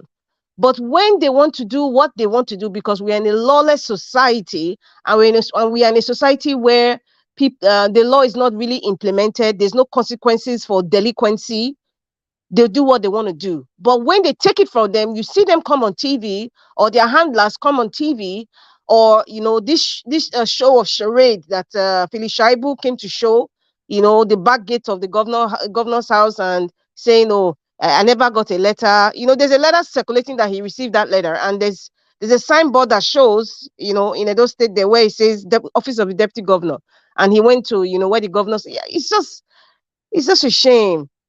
If you want to talk about, it shows you that the actions of Governor Oshomo Obaseki, like what that man was saying on Arise TV, it shows you that we need responsible people running the government, and it also shows you that the administration of Edo State is not following due process. It's fraudulent. Can we now, if we want to talk about the law now, if we want to go to the constitution and the law, remember there were people who were elected for State House of Assembly in Edo State. There were people, I'm repeating myself, who were elected members of Edo State House of Assembly 2020. What happened? The governor prevented them from their constitutional right. Fast forward, where are we today? We had an incomplete House of Assembly. I don't know what happened. The first term is just there. I'm talking about this second term. Please watch our video, Nigeria Watch from yesterday evening. There's a lot of things that was spoken about. If you didn't have the opportunity, I'm just saying, please just go and watch, the second segment with Dr. CM. You will hear and learn a lot of things. Now, when it doesn't go their way, they start to tell you, the deputy governor have his constitutional right, blah, blah, blah, blah, blah. They have been running an illegal government, for crying out loud. If they don't address that, what happened with the elected State House of Assembly members? Nobody can even address the rights and the responsibility, the constitutional right of Phyllis Shaibu, right? Nobody can say that, because if you want to start talking about it, you are going to be you are unfair. You are unfair and you are biased, unless you agree and you state that what happened, what Governor Obaseki did, including Phyllis Shaibu, to the elected State House of Assembly member, what they did to them was wrong and was unconstitutional. So therefore, so far, from then till now, the government that's been running Edo State was not constitutionally correct. It was not in line with the constitution. So I just want to just put that out there. In case anybody wants to tell me what is the right of, what right does Governor Obaseki has to put Phyllis Shaibu outside, please, let's not even go too far. Let us go back to the roots. Let us just go, not even the roots. Let us just start with 2020. So I'm not going, all this, they are crying for wolf, like I said yesterday. They should enter house. They should stop disturbing us. They stop disturbing Edo State. Edo State need development. They should all enter house. They have nothing to offer. It's just their personal and desperate ambition that they're all going for. And please, Edo State people, I think we have all grown now. Nobody is a baby right now. Politically, nobody's a baby. Don't allow anybody to use you, or use some emotional blackmail, or to make it seem like, you are being intimidated. Let's fight for the right. Man, although that's baloney. Going to the person of this young man, Mr. Mohbad, I may he so rest in peace again. There is no no one today can say some big wigs in the Nigerian government, both the unseen and the unseen and the seen ones, are not in one way involved in the passing of this young man. Someone has someone who was someone like this so-called what did men calling him? Is it catfish or stockfish? I don't want to even be calling his name. This one. He has been arrested. I think there was a document. He has been arrested about 127 times in the United Kingdom, where he came from. Somebody who has been arrested for 127 times, involving, gang, narcotics. That's a troubled person already. That's a troubled person. But fast forward, coming to Nigeria, because we are in a society, Nigeria, take it or leave it, or accept it or not, but I'm going to say it. Nigeria is a society, this generation, that embraces, loves, praises intimidation, abuse, assault, disrespect. They celebrate it, they worship it, they revere it, and sometimes they even crave it. This thing that happened to Mr. Mohbad now, I'm going to say, may he so rest in peace. Every Nigerian living in Nigeria, thank you, Madam Nena, is a potential Mohbad. If you say, it cannot happen to me, now lie you. I just said something. Nigeria is a society that has now that praises indecency, intimidation, assault. It's celebrated. That is why people like the other man can come out and abuse him, and he can write petition to the police, and it's sort of ignored. They will feel as if they are doing something, some paperwork. They give some excuses, just like what the PEP tribunal did, gave excuses to so many things that is against the electoral law and even the constitution, and then they give you judgment. That's what played out. You see, it has a ripple effect on every facet of the society, everything that we are facing today. Everything we are facing today is just so traumatic that we are seeing what this man has been, all the videos that what this man went through for such a long time is kind of traumatic, because you're actually seeing the physical person. What they did to the obedience Nigerians was traumatic. We saw in the videos one like that man holding cutlass. We saw somebody threatening Mama Chukudi. We saw people burning Igbo people's stores in Lagos. We saw what some people in government were saying against people. They now made it tribal, Yoruba, Igbo, because anybody who is not Yoruba is Igbo. They will say I'm Igbo self. They will add me join. We saw it happening. Intimidation. It's celebrated. We have some Reverend Kumuyi celebrated this intimidation we are shouting about. He said we should move on. The same thing Naira Marley, the same thing Mohbad wrote the petition. What was the action? Let me tell you, the action was the police was trying to tell him to move on. The same way Kumuyi told us to move on. It's the same thing. It's just in different scenario. This is the society. I said it yesterday. We are all of us are going to be consumed in this mess. All of us. Whether you are APC, PDP, whether you are a man or woman, whether you are rich or poor, or whether you are a musician, it's all going to consume us unless we get it right. Unless we get it right. And I'm going to thank Iyabo Ojo for coming. Listen, I saw a comment, one of our respected man, wrote there like Iyabo Ojo is yelling and all that. It's just, you see, this is the problem. This is the problem. Sometimes, I have said it before, sometimes when somebody is expressing themselves, there are people, Nigeria is a society where, okay, let me give you this scenario. When you want to wake somebody up, some people, you just call their name. You can just say, Mr. A, get up. He will get up from his sleep. There are some people, unless you go and meet them and touch them, possibly shake them before they get up and wake up.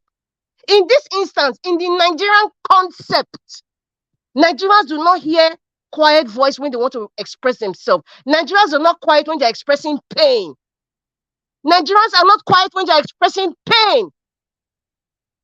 A mother that is crying for her child and she's screaming and shouting, and somebody saying she's being dramatic. Somebody who's, this guy, like Iyabo Ojo said, is everybody's child. If you have a child that's 27, imagine if it's your child that's a young, promising man like this. And he's even a father. Imagine that you not see somebody is being dramatic. Hello?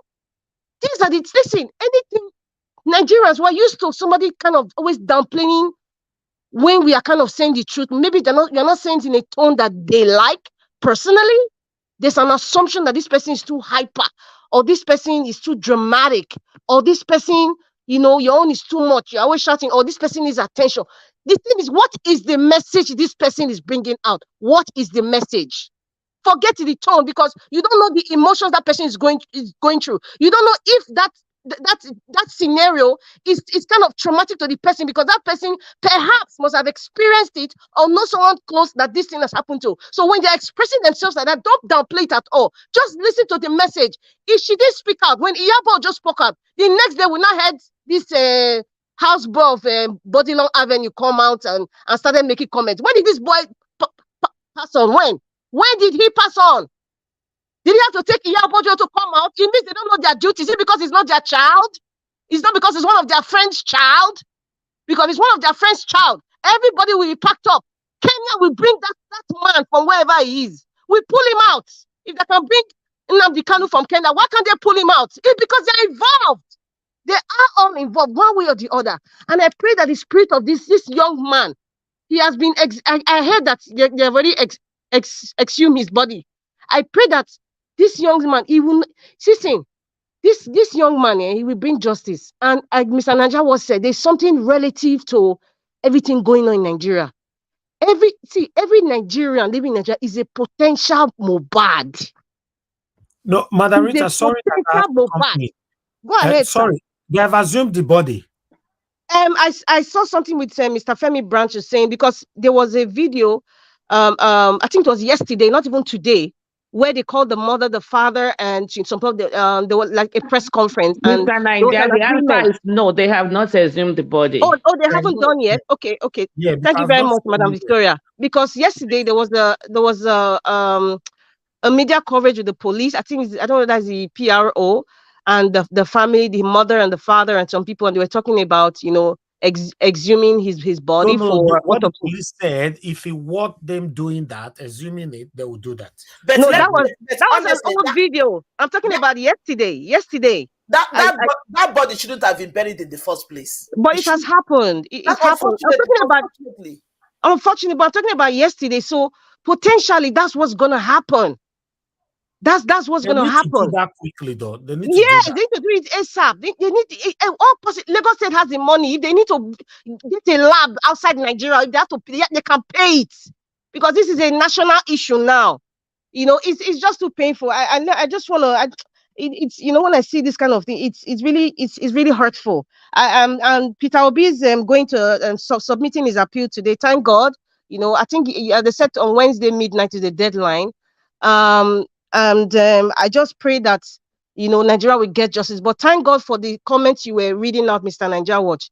Whatever the judgment might end up being, right, it's gonna put a nail in the coffin of whether really and truly democracy has passed on in Nigeria. They already put it in the coffin already. Now is the nail when they swore in this man. Now it is the nail to seal it and bury it now that we are going to know. So whatever it is, we're all going to know, like, okay, at least it has been proven. We're not just saying it and they say we are rude. It has been proven that they've pulled the nail. Then there's no law in Nigeria. Everybody is on autopilot. Do whatever you like. If you like, MC Olomo can be governor of Lagos State self. You can even put him as governor of Lagos State. Anybody can be anything, no matter what you are. Even if you're someone like this potential man that made this man pass on, you can be anything in Nigeria. That's what it says. Thank you very much, Mr. Elvis. Thank you. I think I just saw now where they said a massive crowd gathered as Mohbad's body being exhumed. I've seen something like that. Oh, it's done now. I'm seeing it now. Just Googled it now and see there's a massive crowd gathers as Mohbad's body undergoes exhumption. So I don't know how. I told you, they discussed it yesterday. They have not done it. All those things are just propaganda, fake. I don't think it's propaganda because they have not assumed it. Believe me. Which platform did you see it from, Madam Nena? I'm seeing it as at People's Gazette. Okay, don't worry. I will do the research right away if so to see if we can say the facts. Thank you very much, Madam Rita, for your wonderful submission. Thank you. Before I will talk to caller, just hold on for 1 minute. Let me quickly appreciate Osari Girl Mende. Thank you very much, sir, for the super chat. God bless you. Edo Watch, thank you for your super chat. Dr. Alexander Gomez, thank you once again for the super chat. And that message is from Madam Rita. Rita, my submission was well worded. Read well. Okay. All right, no problem. She was only referencing to it anyway. So thank you, Madam. Law of God is my strength for calling in. Good evening to you, Madam. Please talk to us. Thank you very much. Thank you everyone on the panel, everyone on the comment section. Thank you, Rita. I love you so much. I love you all the ladies on the platform. I'm not trying to say I love women more, but I want to say thank you to everyone, both the men, Nigeria Watch especially. God bless you. You see, this boy's death is really, I can't sleep. I don't know why. I don't know why I feel the way I feel about this boy. It's a very, I don't want to, I'll say my husband, but I'm sorry to even bring him here because my husband really is from Lagos State, so he knows all these things. And I would just say it is deep. The way we are seeing is very, very deep because allegedly, I'm going to put it that way. When this boy, they find out that he was dead, what they did was one of our artists, his name, it starts with Davido. He sent 2 million naira to the dad, to a friend, and even the 2 million naira did not get to the dad. the daddy finally got was 100,000, and they were the one who went to buy the coffin. So they instead of them to buy the right coffin, they bought that size for him. Because they keep the money for themselves. The money was supposed to go to the dad, but the money didn't get to him. And it was some people calling the dad on the phone and asking the dad to put the boy straight on the ground. Who were those people calling the dad to say, put this boy on the ground within the next 2 hours? And later they called him to go and put cement over it and cement it up. So they cement it up, they put cement over it. After 2 hours that they buried him. So something is going on. Who are those people who are calling the dad? This thing, they need to find out what actually happened to this boy. Who gave him the honey that they gave him? That says since he took the honey, he has been behaving as if he couldn't sleep, and the mom, he has to come and bring the mom to his house. So who gave him the honey? Where did they go? Well, something needs to be done. This boy can't die like that. He cannot, because it's too painful. It is somebody's child. Something needs to be done. This boy can't die. Please, Nigerians, this is the end of killing our children. Sorry, buying our children. We need to stand up. And who did this thing? What happened? Why are they running after him? Because of his talents. Why? Because he writes song and they can write song. So who is the person that came together and brought this boy, brought him to his final end? And the boy was still alive before they put him down. Who was the person? He was still breathing. He was not dead. I'm really angry. I'm sorry. Thank you. Thank you. Thank you, madam. Oh my God, this is so There's a candlelight currently going on right now in Kogi State. Watching this video right now just weakens me more. Right now. God, look at the way everybody is crying. This is Kogi State. You know, wow.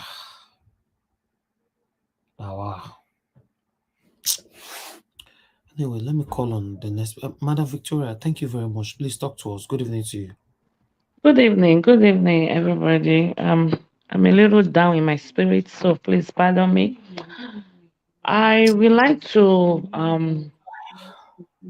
say a few things. You know, the last time I heard about Naira Marley, was during COVID, when he was declared wanted because he violated the COVID distance and stuff like that during the Funke Akindele birthday ex-husband something. And the next time I heard about him, I saw him. He's the ambassador for NDLA. How did he go from wanted to an ambassador? Because I think I'm not very, these musician people, I'm not very current. How did he go from wanted? When did he serve his punishment? Because I remember Funke Akindele served punishment. She was sweeping the streets then, and she paid some fine. And the last one I heard about Naira Marley, he was wanted because he ran away.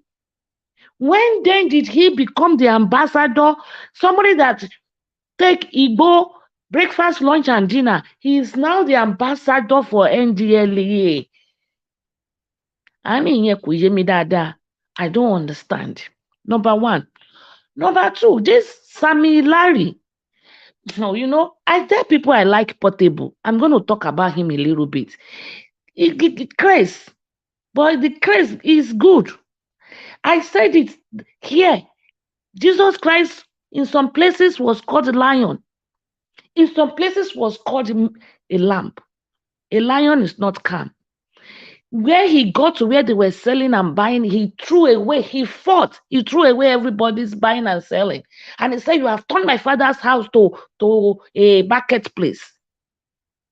Yet it's very meek in spirit. Portable mentioned Sam Larry a while back. And Sam Larry came out and said, don't ever mention my name again. No, when Portable was saying all this 1,000 million gang, this, Sam Larry is the one doing drug. He mentioned Sam Larry's name. And Sam Larry came out. You see how Portable fights, scream out, talk, do were craze. The kingdom of God tolerate violence. The violent take it by force. You see Mohbad, he was just very calm, collected, handsome, tall, straight, nice. He was just calm. He was just calm. He doesn't have, people need small weary in your system. Because sometimes you need to speak up and display. You need to give back basketball sometimes. Because you don't let people put fear in you or bully you. This Elegush's place, when Sam Larry went to write a counter statement with the IG or police place, wherever he went to, in that paper, they were referring to him as Sam Larry Elegushi. It is not just enough for Sanwo-Olu to go. What is the connect? Why is all these criminals running Nigeria as a fear? Why? We have a criminal president. We have a drug lord president. The NDLA ambassador is even Naira Marley know well. Did you see one video that he was doing that? He himself know well. Igbo has scattered his brain. What is going on in Nigeria? What is going on with our youth? Do we remember that what is this lady's name? Ame of blessed memory. You know, there was a time he called out Naira Marley. There was a time Ame called out Naira Marley. Nothing is done. Naira Marley has destroyed all these people's life, all the youths in Nigeria. Naira Marley has given all of them Igbo to shop for breakfast, lunch, and dinner. You go well, you come out, you become a lunatic. I don't understand. It's so sad. And I want to support part of the narrative that said that that boy was not dead. You could have gone into coma. They probably injected him with a sedative, or some kind of sedative, to suppress him. And I don't know, I cannot really phantom it. I don't know if that man, Mohbad kind of looked like his dad, but I don't know if his life is being threatened. But if your life is being threatened and your son just died, you will die of consequences. I don't know why he's acting like that. We need to ask Sanwo-Olu questions. He has questions because he used all the... If he arrests Sam Larry, that one we now say how they stole ballot boxes. So all these things are interwoven. Or what anybody there ododomo. All these things are interwoven. Sam Larry has been to Abuja in this past 4 months that their king of the drug lord became the president. He has been there in Abuja. What is going on? Why did Mohbad sunset at his prime age? Who needed him to be gone? He's crying for justice. He must get justice. And somebody in the comment section said that Yabo Ojo voted Tinubu. No, he did not vote Tinubu. In fact, he is paying for the consequences of not voting Tinubu. This is so crazy. They don't do...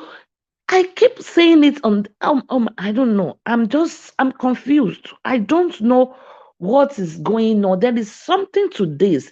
This boy spirit is yawning, is groaning for revenge. Is groaning. He said it, all his lyrics, all his songs is about when he's done, when he's gone, more people will love him. Everything.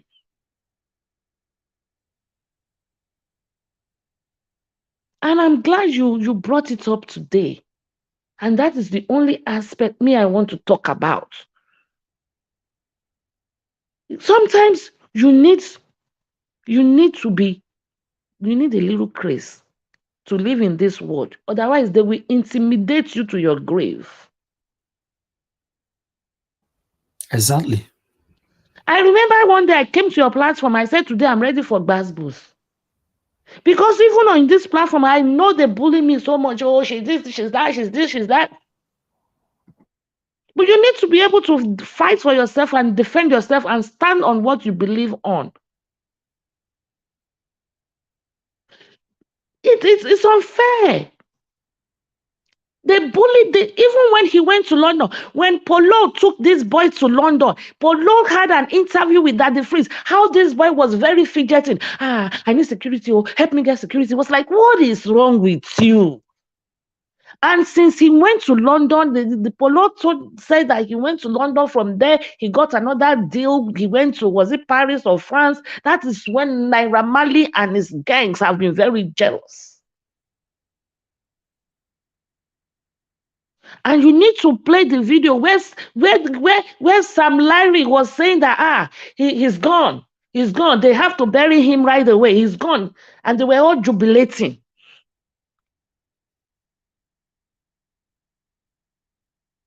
God knows that I don't really listen to all this music. I don't know him. I don't really know him prior. Even when I heard that the musician died, I was like, hey, may so rest in peace. So until I saw the burial, until I started digging deep, what happened? Gong. And I think he has paved the way. He's immortal. He has thrown life into this dark secret court of, that's not the only one. Christianity is another secret court. With this, they are Freemason, all of them carrying staff, kakri, all of their belts. All these people have deep secrets. Occultic groups. We have it in, I don't know about Muslim, I'm not a Muslim. We have it in the religion settings. We have it in the music. We have it in the politics. And those are the three people now controlling Nigeria. Those are the three groups, the three arms of government controlling the government. It's politics, religion, and music. We need to dig deep into this. There is, these dark secrets going on. Some people, look at the boy DJ Smart or Smart, I don't know. That Yabojo. Does it look normal to anybody? It was from Naira Marley. Where does Naira Marley get drugs from? What happened to the drug they found at Ikorodu? How did Naira Marley become the ambassador for the NDLEA? When they know that he is the king of the drug dealers, drug peddlers, drug users. What was the rationale for them? Shebi, your president have pardoned Abakiari, another drug lord. They will not see Shege in Nigeria. They will see Shege Metala. They will see Shege Metala.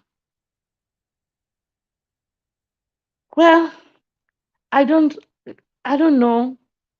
I know someone who has gone to visit the parents, and probably that will be the end of it. We want the body exhumed. They need to do an autopsy. Portable will say, everybody need. See how that boy is fight for his life. He's been saying it that there is unfriendly friends. There is nobody in the industry that loves anybody. They don't want to see you rise. They quench your. This boy has been saying it. He's still saying it. He's still talking about it. That's why I like Portable. Sometimes you need some craziness. That's another reason I like Dino. Sometimes you need craziness. I keep saying it. That's why, and I'll say that this our principal is to sometimes you need craziness. You need craziness to do some certain things. Otherwise, they will bully you, and bully you to your grave. They will bully you to depression. The other day on your platform here, I said I'm not a Yoruba girl. I'm not a Yoruba woman, and I am not. But I lived all my life, or I need majority of my time I spend in Lagos. So I do understand Yoruba all the way. Somebody on your platform in the comment section were abusing me. She's so fake. Why is she speaking Yoruba if she's not Yoruba? What do you hear? Some people don't have how to, they cannot manage words. Maybe they don't understand English. I don't understand. They will bully you and bully you and bully you and bully you. Sometimes you need to talk, and sometimes you need to be, well, let that one just go, Jare, but let's hear. You let it pass. You pick your battles. You just don't say, oh, LP is going to fight it this way. Obi is doing it the right way. Sometimes you need to take it from the bosom. You play hard balls. You need to take it from these boys, maybe when he's assumed, I can rest, because I have not rested. Like I said, I have kids in his age. In his age group, and it's affecting me. And every day I call, I'm like, are you okay? Son, are you okay? Are you okay? Did you see Mohbad? Tell me if there's anything. This. We cannot be there 24/7 with these kids. We have to let them go and grow up.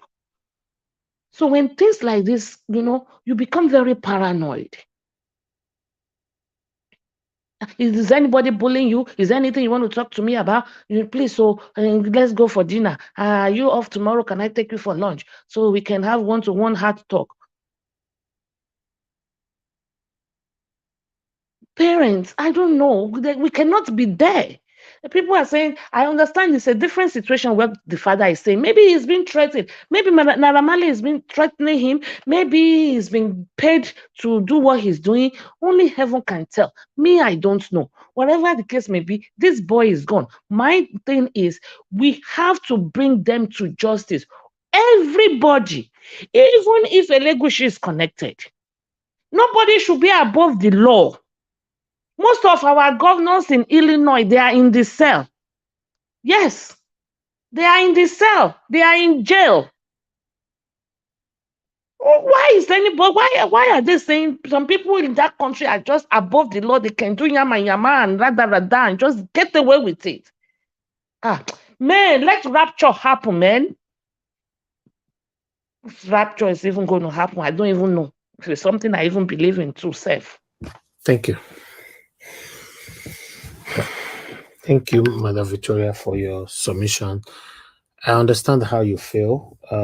Yes, I will support you that sometimes someone needs to talk, because I believe that it was too quiet.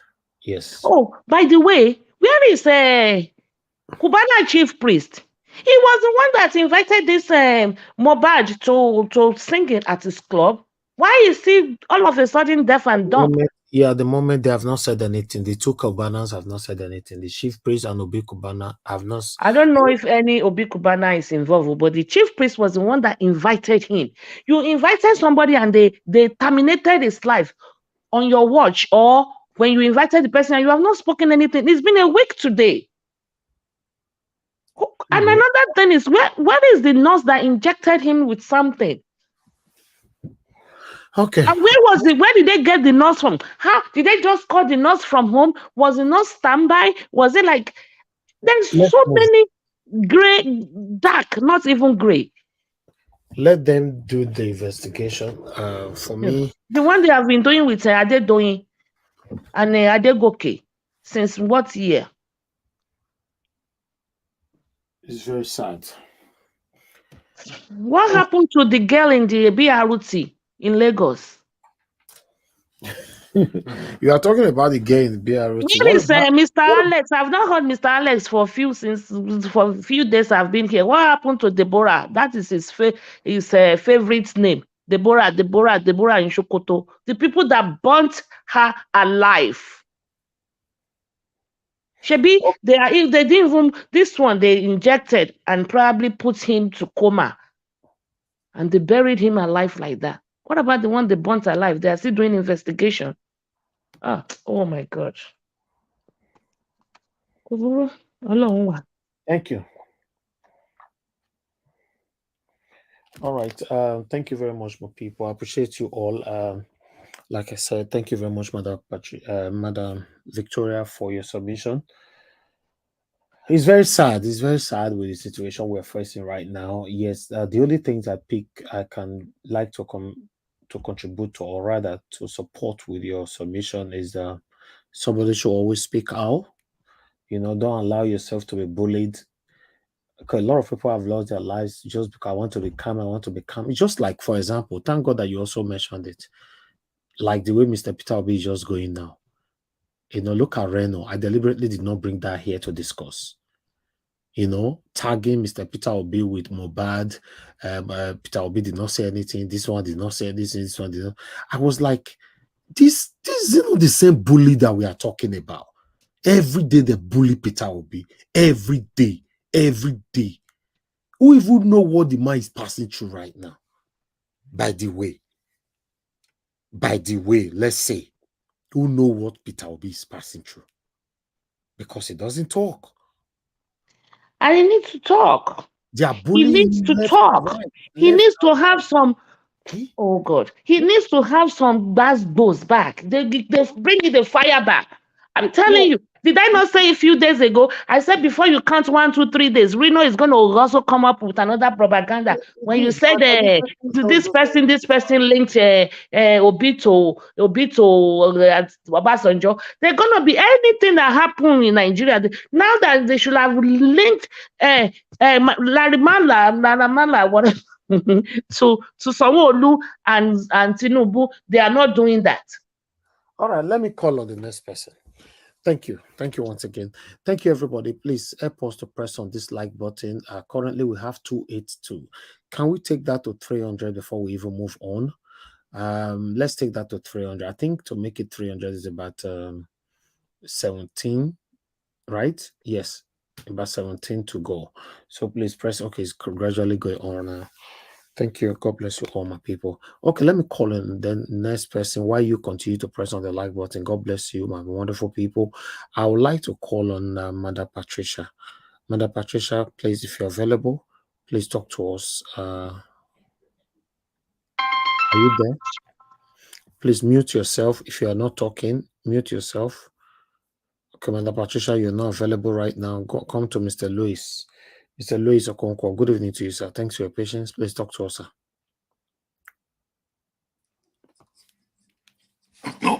Okay, good evening, everybody. Good afternoon, good morning, wherever you are. And thank you again, my brother Elvis, and all the Niger Watch line and the ones that are on the comment section. I thank you. This is it's a very sad day. Being that I dealt with young people and keep dealing with them for the past almost 40 years now.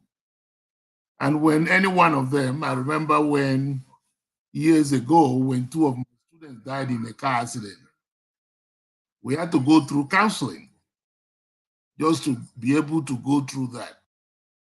They weren't murdered, they died in a car accident. But it was, they were drinking, and that's why they had that accident. But now in Nigeria, it looks like our so-called dealers, because we have criminals running the country. From our president down to the council within the councils, they are all barracudas. You see, so what they are doing is they are using these young people. They create all these cults all over the whole place, and they are using the young people to be able to do whatever their cultist thing says. The reason why our professor could not criticize Tinubu is because they're in the same cult. So it's not going to criticize him when they're in the same cult. So we have all this cultism going around, Look at what is happening in Edo State. You have the governor and the deputy governor. All they are concerned is themselves, not even the welfare of the people that voted them in. So Nigeria is a mental institution where we have mad people having the power of government. Not until we chase them out, nothing is going to change. Right now, I don't even trust in what the Supreme Court is going to do. And what pains me or makes me angry, when somebody says, let's move on. Move on to where? Where are we moving on to? Because number one, if you don't know where you are coming from, you won't know where you are moving to. How many young people have died since, let's just say, 1999 up till now? Did we do anything? Look at NSACs. Now, the Lagos State government is, oh, we're going to have a mass burial. We're going to have money. Okay, you have money to bury them down. Why don't you have that money to be able to take care of them when they were alive? So now you have Somolu now going to the parents of, what is he going there to do when they are the cause of all the problems? Going to tell the father, oh, take heart. Is God's will, which is another statement that gets me upset. You say God's will, take heart, when they are the people causing the confusion. Look at all these Akoro people that moved to doing all kinds of things they are doing there, and the police and the army, every one of them is sitting down there and watching. You see, so we have problem in Nigeria, and the problem we have in Nigeria, they call them elite. They are not elite. They are hooligans. They are not elite. They are hooligans. And our elders, which I'm one of them actually, I'm disappointed in every single one of them. You see, some people are against the way Obasanjo talked to the traditional rulers. The traditional rulers are part of the problem. They are part of the problem. How many of our traditional rulers have spoke since this young man, since they killed Mohbad? How many of them have spoken?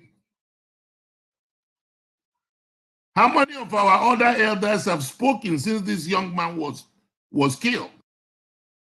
How many other Mohbad will they kill before we act? Now people are demonstrating. After about 1 week, we'll go back to our normal self. And then another thing comes up, we react again. So what we need to do, yes, we're talking, we're doing all this talking and all those things, yet I've seen the demonstration, but they have to sustain it. Not when they shoot down one person, everybody runs away.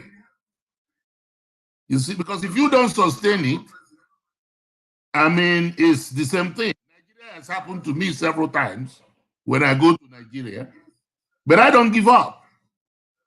You see, I don't give up. Nigeria is my country. I don't have any other country.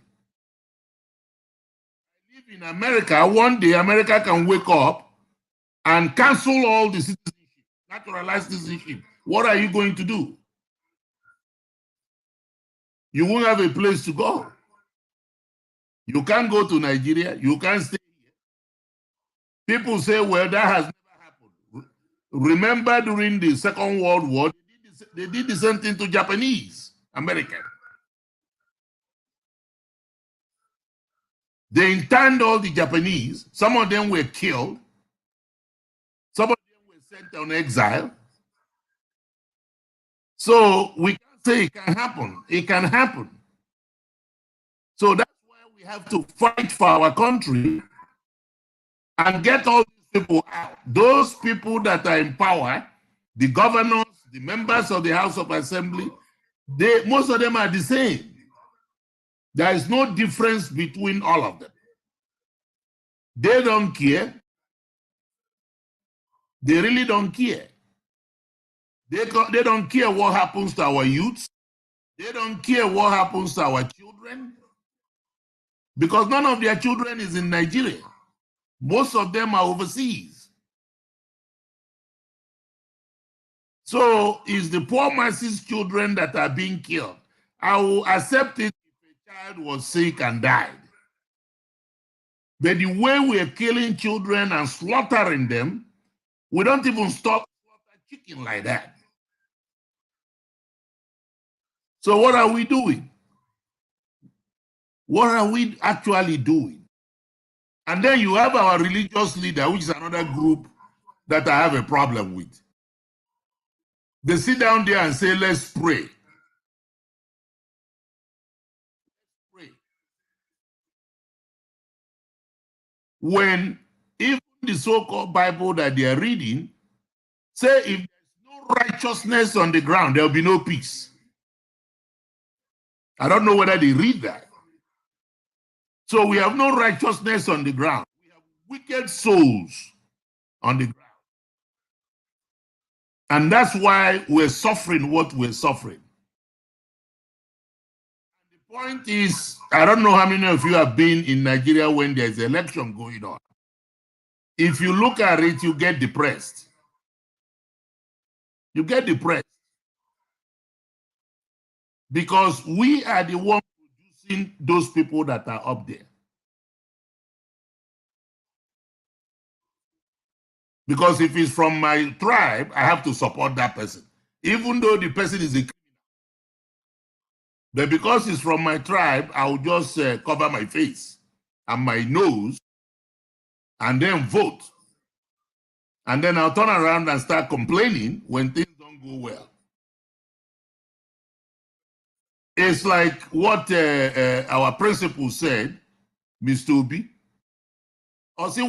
He said, when somebody tell you what they are going to do as a governor or chairman of local government or anything, go and verify that person before you vote. But do we do that? No. You see, we just share the person up, and then when we vote the person, we'll find out that that person is a hooligan. And we say, how did we get this person? Well, because we did not evaluate the person. We have some good Nigerians. We have some great Nigerians that can lead the country. I mean, just look at what Tinubu is doing now. He's putting all the crooks that he used to run Lagos and run Lagos down. Those are the people he's putting in his cabinet. And we think we're going to get any good thing from there? No, we're not. If we think so, we are deceiving ourselves. You see, I've watched every single government in Nigeria since 1960. And very few of them stood out. The rest of them were the one that created the problem we're facing today. Facing today did not start in 1999. Because in those times, they used the same tribalism and religion. They used the same tribalism and religion. I was a young man when they were doing it, just to divide people. And once they divide the total population, as soon as they get the power, they all get together in their little clique. Because they are all members of the same cult. They are members of the same cult. They go to the same cult meeting. It used to be in those days when I was a young man, they used to do the meetings at midnight. Now they do it during the day. They are not afraid to do it. So now what they are doing is getting these young people to join them. And then they use those young people to kill other young people. And Mohbad is the only young one because we know who he is. He's popular. There are thousands of young people that were killed that nobody knows about them. And their family didn't even know where they are. You see? So we need to keep talking. And I know that all these people are listening. All of them are listening. And we have to keep making it uncomfortable for them. No matter where they are. Because we can't continue this way. You see, we can't continue this way. And Nigeria will be well. It will be well with Nigeria, regardless of what is happening. You see, and we can't lose hope. We cannot lose hope. If we lose hope, we're gone. We cannot lose hope. Because I remember the civil rights fight in the 70s in this country, where they were pouring all kinds of things. Some people were killed.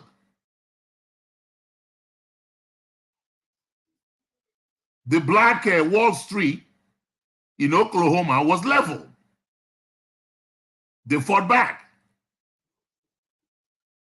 You see, they fought back. I lived in Louisiana where they used to hang on a tree on a Sunday. And then they would surround the tree laughing. Now, what was the crime committed by that person? It was a young black boy because he was talking to a white lady. So they hung him on a tree. So, but what happened? The black people, they fought back. In those days, we used to have black band on our arms for demonstration. The only thing is we were non-violent. Even when they were beating the hell out of us, we were non-violent and keep moving. You see? And then they're still fighting up to today. He has not stopped. So that's what we're going to do. South Africa went through the same thing. Mozambique went through the same thing. Namibia went through the same thing. You see? They do not want Nigeria to succeed. They are using all these criminals to rule Nigeria.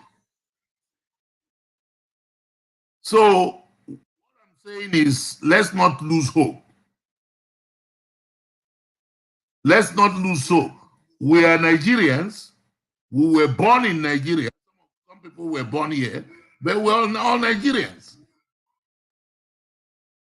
And like I tell my friends, they say, well, I'm comfortable here. I'm doing this here. I say, go back and read what happened in the Second World War in this country.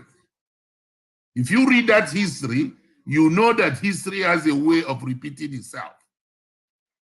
So I thank everybody that is online and people that are commenting on the comment section. And of course, my brother Elvis, God will always give you the strength. So don't lose hope, because if we lose hope, we're done. So thank everybody online that has made submissions. Thank you, sir. Excellent submissions. Thank you.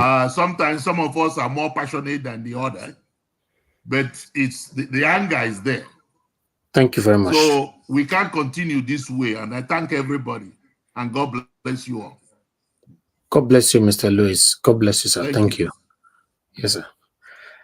All right, my people, thank you very much. I got a financial support from Amazing Grace USA. Thank you very much for the support to this channel. I appreciate every one of you, the way you're supporting Niger Watch channel. I'm very, very grateful. You guys are the one giving us strength to do what we're doing today. May God bless every one of you. Amazing Grace USA, your pocket never run dry. Your text right there is, may the Lord Almighty continue to strengthen you, Mr. Niger Watch. May your strength never fail you in Jesus' mighty name. Amen. And you too. Just listen. You know what? You know that you are highly appreciated. Thank you. I appreciate you too. Thank you. God bless all of you. All of you. I appreciate every one of you. Those of you that join us on the panel, those of you that are sharing our videos, those of you that is liking our videos, those of you on the comment section, those of you that call in, those of you that support us financially, and every one of you that is genuinely supporting what we are doing here. May God bless every one of you. Thank you. Thank you. Thank you. All right. Finally, we are back to Mother Busy Brains. Mother Busy Brains, thank you very much. Okay, before you, Mother Busy Brains, please hold on. You know, I totally forgot that we have somebody from Nigeria here. Let me prioritize her if she is available. Madam Helen, are you there? Yes, good evening, Mr. Elvis. Thank you so much, Madam Helen. It's good to have you on the panel again. I totally forgot that you are there because I don't see you say that you are in abroad with us, you know. That's why. Thank you so much, Mr. Elvis. Thank Thank you. you, Good evening. everyone. I've really missed being, though I've been at the background, but not really, featuring because 6th of September did me in.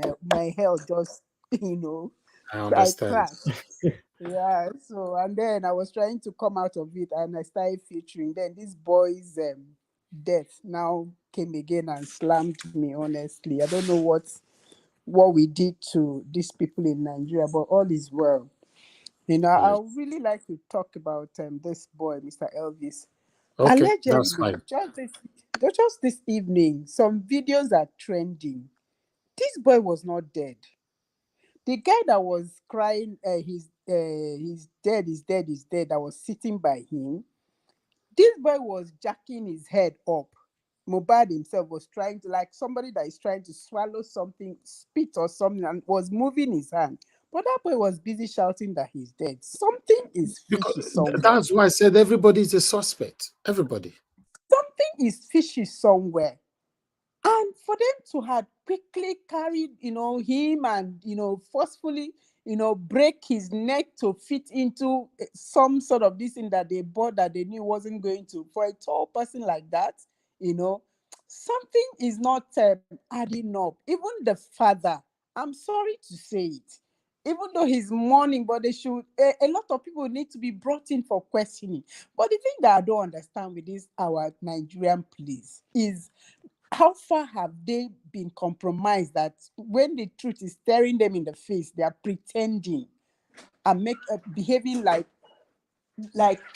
they are not aware of what is going on. Up till now, nobody has been arrested. Up till now, nothing has been done. Up till now, they are still talking about 13-man panel that they are going to, investigate. When the main people that are involved are no longer in this country, and then the governor and the legacy person is saying we distance ourselves, we don't know him. I was watching a show yesterday where some people were saying it's very possible, celebrities, a lot of people like taking pictures with them, so it could have just been a case of people take Naira Marley taking pictures, Sam Larry taking pictures with this governor, not really that he has anything to do with them. These people are playing with Nigerians. They are playing with the intelligence of Nigerians. But you see, one thing that I am watching that is unfolding. This boy's death is going to haunt a lot of people. And it's already exposing a lot of wickedness that has been going on. A lot of wickedness that has been going on. I was watching Iyabo's interview with the DJ, SJ DJ Splash. That boy is not together. How can you pick somebody's child and damage like this? just in the bid to make money. Okay, now you're making money from him. Why don't you make the money from him, from his talent, and just let him be? This boy was crying out for justice, went to the police, did petition the police. See, my life is under threat, and they did nothing. Now they are saying they invited him and he didn't come. Who will go ask? We have Mohbad, they will go ask why he didn't go when they invited him.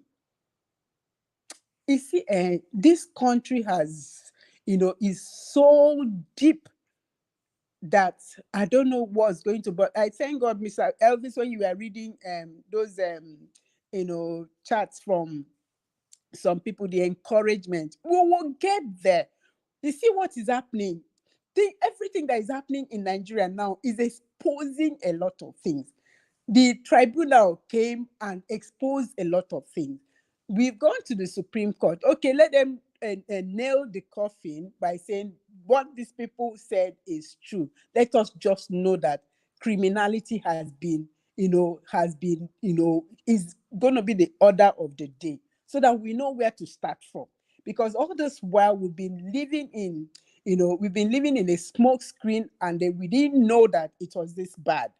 I think maybe we knew, but we were just like deceiving ourselves and pretending that maybe it's going to be okay one day. But it's never going to be okay until all this comes out completely. Everything needs to be dug up and brought to the surface, so that we begin all over again. Because our elders, they sold us into this mess. So how we are going to come out of it is not by pretense. It's not by, just dancing around the truth.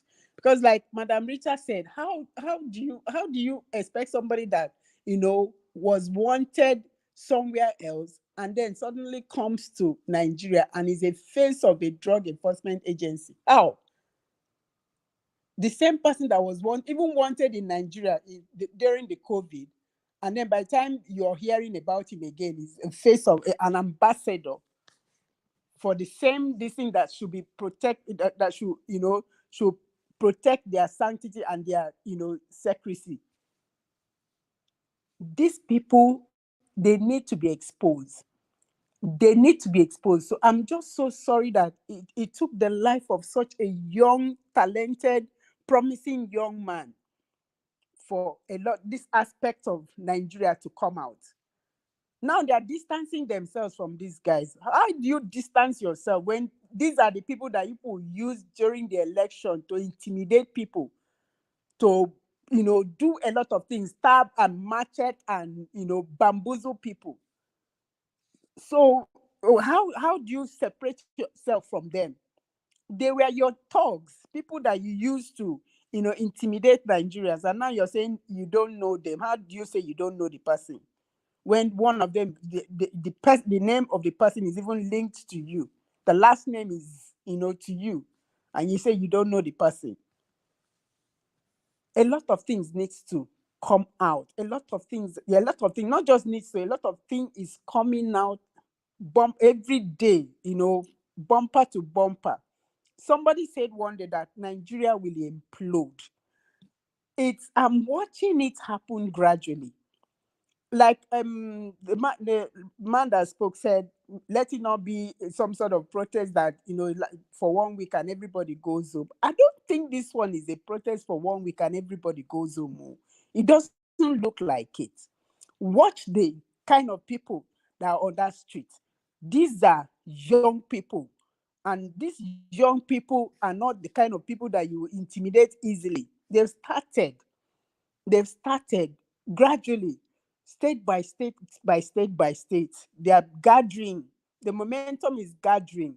I see something happening. If these people like themselves, let them just tell us the truth and, release this boy. Is going to haunt a lot of people and bring them down, expose a lot of things.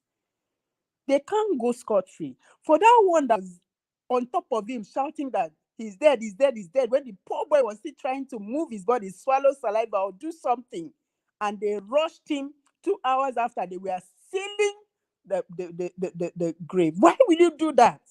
What was the rush? Now, allegedly, they've exhumed the body. There's a procession that they are carrying him to the hospital, to the mortuary. But is he going to get justice? I don't think so. I do not think so. These things are just going to be, what they are doing now is because the youths are clamoring for justice. But will he get justice? I doubt. I don't think so. Honestly, I don't think so. What they are going to do, they are going to get a scapegoat and say, this is the person that, hey, we've caught the person.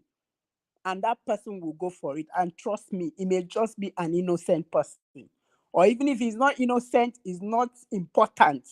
So they are going to use that person as a scapegoat to die the matter. So that Nigerians will say, yes, finally we have justice. But that is not justice. In this country, it's difficult to get justice when you don't belong to that 1%. That 1%. I wish the youth of Nigeria can become another 1% crazy, 1% crazy, 1% bad boys. As they are bringing, they are bringing. As they are bringing, they are bringing. Stampede and I stampede. Bring it this way. You see, and like somebody keeps saying, this boy, the very first time I heard about him was on this platform, the Sazu boy. I never knew. In fact, I don't, except for my nieces when they talk about, because it was my niece that came one morning and said, Mohbad. I said, who is Mohbad? And she was trying to explain. I said, I couldn't understand. And then I started following. The Sazu guy, these are the kind of people that you can't intimidate. They will shout and shout even louder than you. And you think he's crazy, but he's fighting for his life. I wish this other one was that kind of a person. Speak, talk. Yes, he was talking. Yes, he did that petition. When he did that petition and didn't see anything happening, he should have made other moves.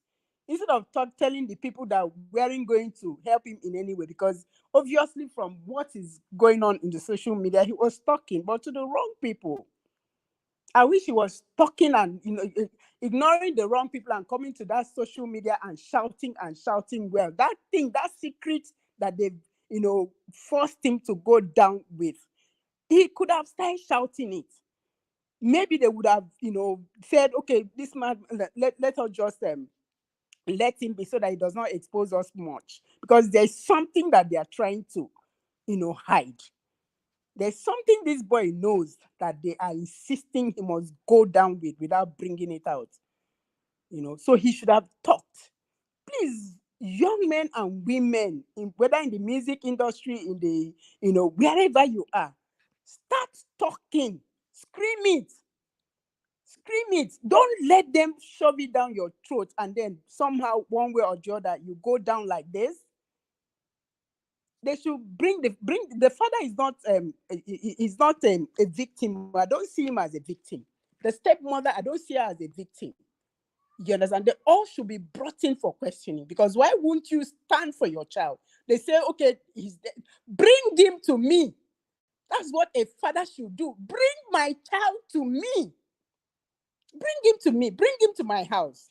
And they bring him to your house. You insist, leave him here with me. That's how parents behave. Who is intimidating you? Let the person come to your house and, pie you. Since they've pied your child, let them pie you too, so that the whole world will see that you were actually being intimidated. And then the first thing you could do the moment you understand was to come out and shout, this is the house I'm living in. Obviously, you were not interested in what was happening to that boy. You were only interested in what you could get from what he's doing. But unfortunately for you, didn't see beyond, today. Because that boy could have taken you to places. He was beginning to get deals that could have taken you to places as a father. But because you're living for just today, you allowed them to pie your child, and you're only interested in where you're living. This is the house you're living. Who cares? You didn't do the right thing. So they should bring him in for proper questioning. They shouldn't treat him as a victim. He's not a victim. He's a collaborator one way or the other. He's a collaborator. The stepmother is a collaborator. They are all collaborators. They've compromised one way or the other. Why will you not insist that your child should be brought to you and then they should leave your child with you? Let me understand what people are talking about. So that whatever they did, let them come and do. Obviously, that boy, I watched him try to, eject up, move his hand. And while he was doing that, somebody was shouting that he's dead. And that same person I heard is the same person that broke his neck. So they should pick that so-called friend and pick him up. And allegedly, he's not even his friend. He's working with some Larry man. They should pick him up and question him. Why would they not pick? All the faces are all there in the social media. And police people are talking about investigation. They are still thinking of investigating when the evidences are everywhere. You're still talking about investigating. Obviously, these people are just going to make dramatic entry and dramatic exit because they're going to pick an innocent person and, just so that they can show that, yes, they've done their this thing. They've done their investigation and now they have the results. And then some person, some people that actually perpetrated this wickedness will see come and you see them, run round like orangutans all over the place because they're enjoying the support of, people in high places. I've seen it happen several times. So I know how they play. But the truth of the matter is that this one is hanging them in their truth. This boy is just like our PO. Because of our PO, a lot of things are coming out. So because of this boy, a lot of things are also coming out. Nigeria, like Mr. Elvis will always say, is a captured state. But that capture, you can capture. In every beginning, there is an end. And in every end, there is a beginning. Yes, it is a captured state, but it will end and it must end. This is the time. I wept and I lost my voice. My health dipped because of what happened. But we are still standing strong, insisting that this country, we must see it work. We must see it work. I was watching one of the conferences that they had. This Eritrean, president really, really spoke the truth. And, in fact, he said African leaders should hide their faces in shame. That's how I could summarize what he said. Hide your faces in shame. You'll be crying for, for this thing. And then they'll bring billions of dollars and give to you and pack they've given to you out of your country. And every time you come and talk privatization and this thing, go and hide your faces and do what is needful. And you leave this useless talk that you will come here to. If you're coming here to talk useless talk, then let's leave it. There is no need for this talk because we need to be focused. So Nigeria is going to get there. It must get there. For how long? How long can we be, kept in this kind of position? Yes, they are recruiting even the young ones now that will carry on their legacy, but let us see how they can maintain the momentum. They did that because nobody was willing to stand for the truth. But the youth of today, there's so much available for them to use and hold on to maintain that momentum and maintain it to the end. Mr. Elvis, thank you so very much. I yield here. Thank you, Madam Helen. Thank you very much for your submission. Yes, Nigeria is a captured state. I've said it before because every angle is corrupt. Every single angle in Nigeria is corrupt. Just mention the angle, I will tell you is corrupt. Anybody listening to me right now, mention any angle in Nigeria, I will tell you the angle is corrupt. So that's why we are where we are. Somebody said earlier on the panel, I can't remember who said it, that till now, none of our elders or religious leaders have said anything about this. If I'm mistaken, please correct me. They have not said anything about Mohbad. Yeah, after all, many of them, or almost all of them, did not say anything about the judgment on the 6th of September. See, our problem, to be honest, Nigeria, we're in big trouble. To rescue Nigeria is going to be a big fight. Except Supreme Court just decided to say, okay, I have to pass this judgment based on fairness, not based on any kind of favoritism. Then Nigeria will be rescued and will be rescued forever. Almost all of them is corrupt. That's why they are against Peter Obi, because if Nigeria is rescued, a lot of people will lose their source of income. Yes, a lot of people in Nigeria. If Nigeria is rescued, a lot of them, these satanic leaders, elders, many of them will lose their source of income. That's why they're not saying anything. Let me call on the next person. I appreciate you all, my people. Thank you very much. I'd like to quickly appreciate those of you that are just coming in. That are the Gomez. Thank you very much. I appreciate you. You can see Love of God is my strength right there. David Platt, thank you. NG Okoro, thank you. Appreciate you, Mother Patricia. I can see right there on the comment section. Thank you. I appreciate every one of you, my wonderful people. Thank you very much. Mother of all, Mommy Diaspora. Thank you very much, Mommy. We appreciate you. Madam Tusabi, thank you very much. I appreciate you. Sendam, thank you, Asa Bosa, and many others. And God will bless every one of you. Okay, let me call on the next person to speak to us. We have to go before we do the final submission, which is Madam Busy Brains. Madam Busy Brains, are you there with us? I am, Oga Elvis. Good evening. Good evening, ma. Thank you very much for your patience. Thank you. Thank you for having me. Thank you for Thank you. another outing today. God bless. And thank you very I much. greet everyone on the panel and all those listening, watching, all protocols observed. It's really a very sad day, to be honest. Nigeria, a lot is unraveling, but I believe it's because the cup is full for the evil one. Their cup is full. And, you know, if someone does not buy, like the Bible says, unless someone buy, there will be no germinating. You have to put a corn in the soil. It will be rotten, it will break. And after it breaks, then it germinates. It has to take a Mohbad to bring to the fore the ills and all the evil, the demonic things going on underground. A lot of us have been living in ignorance, some not necessarily in ignorance. Some have been living in, no consign me, no be my own wahala. It is far away from me. So it's not my matter.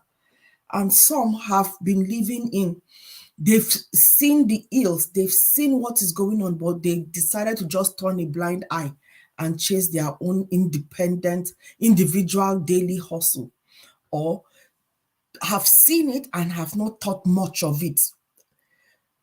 These are times that we need to engage our minds, engage our brains, and ask questions about anything you see and everything you hear.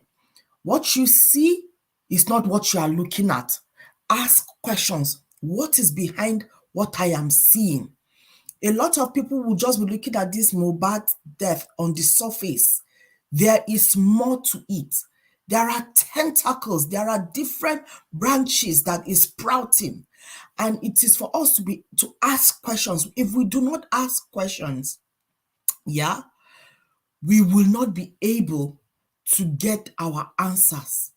If we do not ask questions, we will just take everything on the surface, surface value, and go with it. Meanwhile, they are selling us. They are selling our future, selling our destiny. You see, with what has gone on with this Naira Marley, I really want to have a bit of your confidence in the fact that, Oga Elvis, you did say that you trust that with the way things are, they will come out and give justice. Oga Elvis, you have a lot of faith, though. It's Nigerian police we are talking about. If the judiciary koro can come out and bulldoze us and tell us no evidence, what makes us think that this Naira Marley thing will come out the way that we expect it to, when we know that his godfathers are behind all this?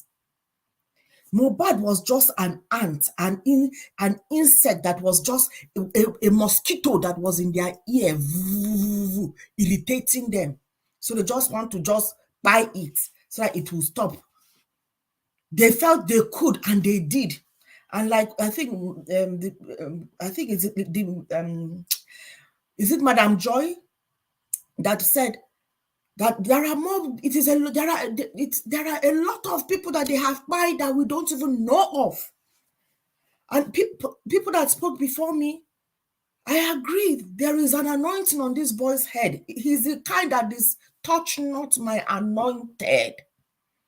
He is highly anointed. And I want to believe if it was not his time, he would not be gone by now. He has come. He has played his role in the honesty that he could. He refused to succumb to evil. He refused to be used. And all he was doing was to fight like every average Nigerian, trying to fight for their future, for their life, for their rights to live, for their right to be heard, for their right to live in peace. He tried all that, but he failed. But he did not fail. We will think he failed. He died for a time such as this. And his death will not be in vain. It will sprout, it is sprouting out a lot of truth seekers, justice seekers. It is sprouting a lot of army. What the judiciary did that did not raise people, his death has done, and it is raising people into more unity. People are becoming more and more united. Mohbad's matter now is not a matter of Yoruba or not Yoruba. You know, all the Yoruba runners will now be coming out to be saying, what is going on? We are seeing the Sam Larry with the Elegushi hugging. They are all over the place. We are seeing him with the Sanwo-Olu. These are people that you don't just have access to them just like that. You have to have a dealings with them before you can have access to them. And unfortunately for them, for the Sam Larry and co, he wanted to braggadose and intimidate people to let people know he knows he has the big pins on his side. So he blasted it on social media. Any contact he has with them, he will blast it there. And all these are coming out as evidence. The police might die it down. They might be able to shove it under the table, come out and give us a rationale, get a scapegoat. They are trying to hang it on the wife's neck, but luckily, hopefully, it will not hang. They will now look for the nurse and hang it on whichever nurse. Let us see how it goes. The fact that these men are out of the country while we are seeking for justice, it tells you if there is any innocence in them, they will be in this country fighting for their own, to prove their innocence. But because there is no innocence, a stupid gender of mine, a non-entity, all she has is chest and backyard, coming out that she's his bestie and supporting him and trying to turn it into like an obedient thing. Obedient are being obsessed. And I want to believe it is all calculated because it ties with what the stupid goat, Reno, is trying to put out there, a narrative to try and look for how to blame it on our principal and the obedience. But it will raise more people, more obedience will be brought out of this Mohbad situation. More people will come up. They will wake up. They are waking up. They are waking up. All he was doing, and I never knew about this boy till after when he died, when we spoke about him on this channel the first time. And then subsequently, okay, Elvis, you said at that time he had 1 point something million, but when you checked, it was now 1.7 or something. Now it's 2 million. Yes, he died at 1.7. It's not 2 million now. It's now 2 million. Yes. It's now 2 million and counting. Meanwhile, the enemy of progress people are unfollowing him. He has lost about 500. He died. That one was 7.4. At the moment now, it's not 7 million. The last time I checked. No, he's lost 500,000. It's 7.9. I mean 6.9. I think 6.9 now. You see, I want it to go to 0. So you see, one thing I want to use this opportunity to speak up is, thank goodness for people like Iyabo Ojo and Tonto Dike who are using their platform to amplify, and any information they have, they are putting it on their platform for people to see the evidence, so that in the event police want to try and hide it. But we've seen what the courts have even done. So I'm not even expecting the police to do any better. But it is for Nigerians to wake up their consciousness to know that it is not, you cannot afford to just be sitting down for the wind to blow you left, right, and center. We have to even wake up to all those people who are in the entertainment industries and our so-called influencers. These are people that have been polluting, not all of them, don't get me wrong, but it has been a vehicle for corrupting the youth.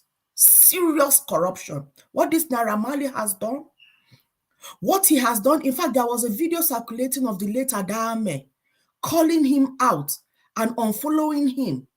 She spoke aggression. She was aggrieved by a comment he made about wanting to sleep with a mother and child. Can you imagine? And this man had followers. And there was a voice note going out that this man, at one point in time, he will have over 100 girls in his house. And when I say girls, these are minors. He's a pedophile. This man, the kind of things he has done, and he's coming out to tell us that we should really be thankful he's not a serial killer. That means he has killed before. It's just that it is not serial. He's trying not to make it more than 5 or 10. There are questions that need to be asked. And that when you go to his house, all these girls are riddled with different kinds of drugs in them. What a life. This man is totally an agent of darkness that has come to corrupt the young. And I want to use this opportunity and say, I never liked him when he came on the scene. We should go with our guts. We should go with our spirit. I was going through the comments in comment section to touch the pulse. Almost everybody, over 6,000 comments. I didn't get to go through the 6,000 comments, but from all, I did not see anyone that was for him. From the I would have gone over 1,000. None was for him. And a lot of people were like, I never really liked him. There was something about him, but we keep quiet. We kept quiet. Why didn't we vote? Why were we not vocal when we saw that he was destroying people's destiny? People are talking now. He's destroying people's destiny. This is what he has done to this person. Calling some people in comment section, oh, I know somebody that he did this to her. I know somebody that he did this to him. I want to shed touch using this opportunity that we look at things and we look the other way. We don't push back, and it becomes a fabric in our society. It eats into the fabric of our society. I want to bring Bobrisky into this matter, not because of what he represents. I care less. But because of what he uses his platform to articulate, to broadcast, he is one of those that is telling young women, you don't even look like this. When you look like me, the kind of men that come to me, I do this. He basically is telling people he sleeps to get money. He's an olosho. That's what he's selling. He might not be doing it, but that is what he is advocating and flaunting a flamboyant lifestyle. And the so-called celebrities that hang around him, giving him credibility. I honestly feel that people like Bobrisky and Mali, there is a strong force behind them, not just diabolical force behind them. There is a power, a system power that is using them, placing them, all these influencers. Let me just digress a bit. I don't know how true it is. Allegedly, the CIA have certain influencers in their payroll, on their payroll. And they pay these influencers. So it is it is not TV anymore that they influence. You know? They are now identifying that they can use these influencers to influence narratives, to influence direction they want people to go into. And it could be far-fetched, but we have them in Nigeria. Whose payroll are they on? Who is making them to influence the young? Literally, today I saw a girl, I think it's on Instablock. She was, you will see the girl's growth. And she was flaunting the fact that she was dealing in Naira and she also deals in pounds. She was showing her tips, flaunting the fact that she's doing it from Olosho, and then talking about what she has now bought with the money. She has bought furniture. She's now doing this. She's now doing that. Tell me, all these people in hunger, these young children who are hungry, who cannot bear to see their parents suffer on a daily to pay school fees, to feed them. Tell me these young people will not say, let me go and see where I will go. It is on this same platform, Oga Elvis, that you showed us a girl that is Olosho. Is it not on this? It's on this platform I saw it. A little girl, the Kaya Mata. Oga Elvis, it's not you. Well, where did I see that? I'm not sure. I'm not sure it's here. I saw something anyway where it was not on this, it was not on, it was on an Insta blog. Yeah. Kaya Mata, this young girl, because she saw a friend of hers doing very well, the friend took her to where she would go and get Kaya Mata so that she too, should attract men. And her destiny, she's now in one big mega spiritual problem. All in the bid to try and make life easy for themselves. And then they are seeing how some useless people make it look so easy. Is it easy? Is it easy to do a low show? They think it is easy. They're not educating. They're not telling people the truth that it's not easy. It's not. It's a curse. And then nobody's pushing back. I was reading Matthew 5 today, and it hit me. It says, we are the light for the whole world.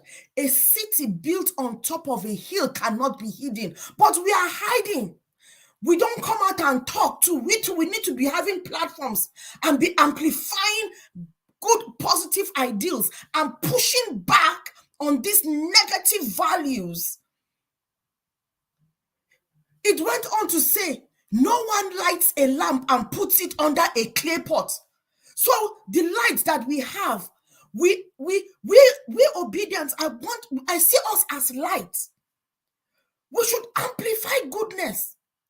We should soak up all the evil in the polity, people like this Naira Marley and the Bobriskis that are trying to corrupt. So if our youth are all corrupt, are all on drugs, are all olosho, who is going to be leader? People like the Tinubu? Who is going to, what credible leaders will we have? For those that have children, think deep. What future will our children have? For those that don't have and are thinking of, think deep. What future do you want your children to move into? What kind of world do you want your children to move into?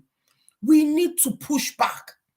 We need to push back on all these negative, deadly, disgusting narratives.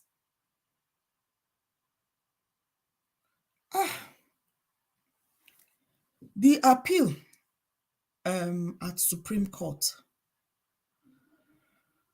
Well, Nigerians, Thank our you. future is in our hands. Our future is in our hands. Just like I was listening to Dr. Haruna Goro, he said the courts and the courts is not the solution for the last solution for the poor man. No, we need to know that we are the last solution. We are the solution for ourselves. We should not be expecting any justice to come from the Supreme Court. I'm still hopeful, but I'm managing my expectations because all that are there are all for the Tinubu. The person who is at the top of affairs at the Supreme Court is for Tinubu. He snuck in a wheelchair to come and see the thief. So what are we saying? We've seen how they've played it horribly. Horribly. They've played it horribly. And it was obvious the direction that they were going to take Nigeria. It was very obvious. They have no good intention. It is only us. We have our future in our hands. Our destiny is in our hands. And we need to snatch it out of the hands of these corrupt so-called elites. Thank you, Oga Naija Watch. Thank you, Madam Busy Brains. Thanks for your submission. Yes, I just confirmed Naira Marley's Instagram is now 6.9 from 7.4. You know, so yeah. Thank you for your submission. Thank you, everybody, right there. Please continue to press on the like button, my people. I appreciate you all. Currently, we have 341. If you can continue to press on it, that would be nice. Okay, let me call on the next person we have here that needs to speak to us. All right, Madam Ame. Madam Ame, are you there? Good evening to you, man. Please talk to us. Good evening, everybody. I greet you all. Thank you. I really appreciate all of us. I didn't really have too much to say about all these things because I'm still really surprised about the death of this Mohbad, and I pray that he get an justice on this case. And we should all be out and follow them up what they are going to do to see if they will really give him justice, because we all nobody knows which turn tomorrow, or it can come to the turn of any other person else again. So we really have to see what is going on, how they are going to judge this judge. So Lord do also who have something to do with him. He should please come out to tell us what has happened within this time. Let us know what is going on. That's because I'm really surprised to what is going on in Nigeria now. They can just kill anybody anyhow. They'll be doing it, and it's going to continue, and it's going worse every day. This how we are going to go out from this this problem. There are a lot of things to do in that Nigeria. So Nigeria is no longer a place that is safe for anyone at all. It can happen to anybody tomorrow. So even in the music industry, in the film industry also, all these movies, all these things are going on there. So it's surprising. It's going to in many other places. Even the younger ones are even going to courts and all these things. It is going too worse to Nigeria. I don't just know how to describe that kind of ways that our own home mothers have turned to. It is very fearing. It's not a place one will be proud to go in or move freely. It's a pity. You will see in Edo last time when they were seeing dead body, they dried people at this Kehua Road also. It's a things that are going on. I don't know. And such place like it was like a mortuary. You see that that's something is there for years. Nobody could detect it out. So who knows what is still going on? Many other things that one cannot see. People that will just disappear. Nowhere to trace that person else. Very fearful. That's my point. I don't really have to. Thank you, Mr. Elvis. I don't have to say more. I don't know whether there's any topic one talked about. That is where I followed. And about the appeal, Atiku and Peter, please, I think we have not really talked much about that because I entered when you were talking about this Mohbad. Nothing else. Thank you. That's my Thank you, contribution. Madam Ahmed. God bless you, Yeah, ma'am. Thank you. yeah. All right. Let me call on Oga Felix. Are you there? I dare my brother, they wait since. Thank you, my brother. Thanks for your Good patience. evening, everyone. Good evening, all the panelists, comment section, our viewer worldwide. To start with, I know that I'm going to offend many people today. I'm just only going to speak my mind the way it is. Those that I might offend, just take me the way we are all day, just take me like that. Those that I might speak their mind, take me the same way. You see, this Mohbad issue of a thing, I'm really disappointed in most of the Nigerians, the social media influencers back home. I'm really disappointed in them. We have been here crying.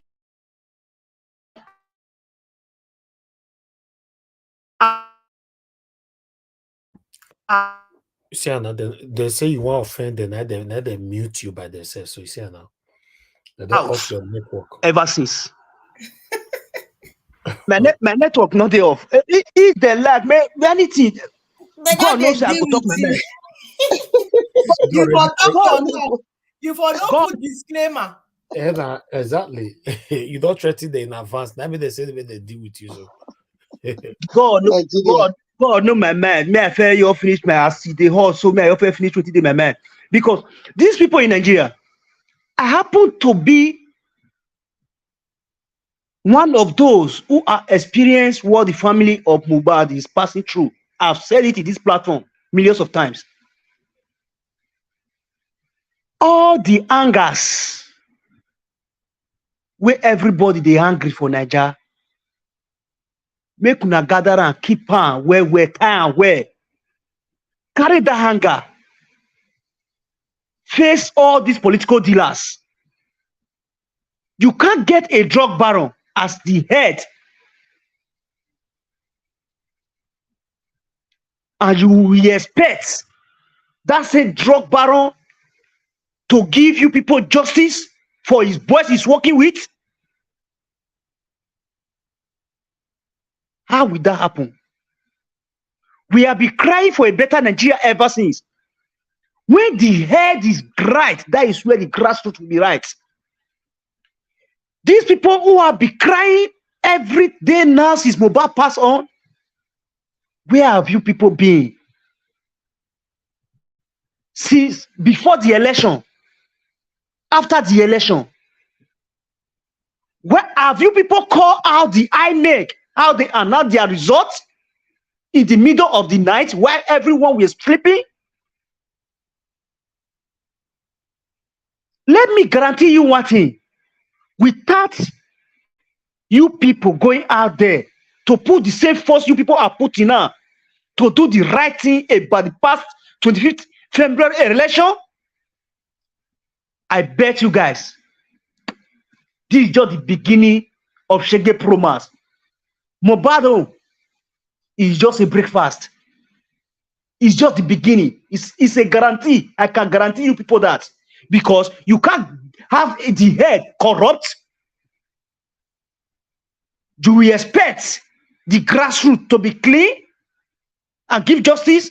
Then we only give injustice in form of justice just for the world to see. I have never seen any place. Okay, they say Mohbad have laid a complaint for months. The same police station you went to lay a complaint, the CID team they said that they are going to start the investigating system, and now called them. They should go and lay a complaint. If not, they cannot resume the investigation system. When you now call the police station, they went to go and lay the complaint. Before you now send them the complaint they make, say, okay, we are going to start the investigation now. Okay, the same people, they are saying they're going to exhume the corpse from the grave in the midnight or in the morning the next day, so that these same police people will be the person that will inform the cartel. I know what I'm saying. They might say that now so no government can carry matter, begin can chase them. They not see the dead body again. Just to die the matter down. I know the way they operate. They are a big chain of cartel. I know them. All these big boys you see in Lagos and others, I don't want to mention names. Most of them are involved. But one day, Kama go be catch up with them one by one. All these our grandfather, our brothers, sisters in back home. You don't want to talk. Is it not Mohbad? Is that? Or is it not because of election? I beg. May we move on. There is another day that say the water will touch everybody, either directly or indirectly. If you will become one of the victims like Mohbad, your children or your grandchildren or your relatives will become. Then I will see when you people cry out. Just direct all your anger. Let's face the judicial system, the government, for them to do the right thing. If they don't do the right thing, no justice can be served in Nigeria. No justice, never in history will anybody get justice in Nigeria. The judiciary system in the petitioner, what you call the PEP that you all gave on the seat, are those people the judges that is going to give a free and fair justice in the country? Come on, let's wake up, guys. Let's wake up. I call a spade a spade. Without making the head right, no justice can ever be done in Nigeria to avail any vengeance of anybody. Nobody can ever get justice. If my family can never get justice for a past 23 years, who's going to get that justice? I never see her. Assuming the head is right, good, and fair, we for don't get justice for since year 2006 now. We for don't get justice since past. Those people responsible for the even rotting in jail. They can't tell me say Mohbad will be say they deal with drug cartel. Now you want get justice. Come on. Let's just carry all this anger. Let we use our face one side. If we get that side right, everything will be okay. That's just what I have to say. I greet you, my people.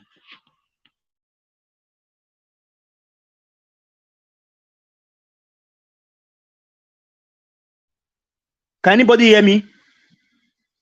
Yes, we have. We're hearing you. We're hearing you. Yeah, I'm done. I thought maybe anybody cannot hear me. That was why because you didn't hear Mr. Elvis. Okay, I didn't know hear when you did, and I think that the same network. Thank you very much, my brother. God bless you. Thanks for your submission. All right. Let me go on to the next person quickly, which is okay, everybody don't talk already, which is a good thing.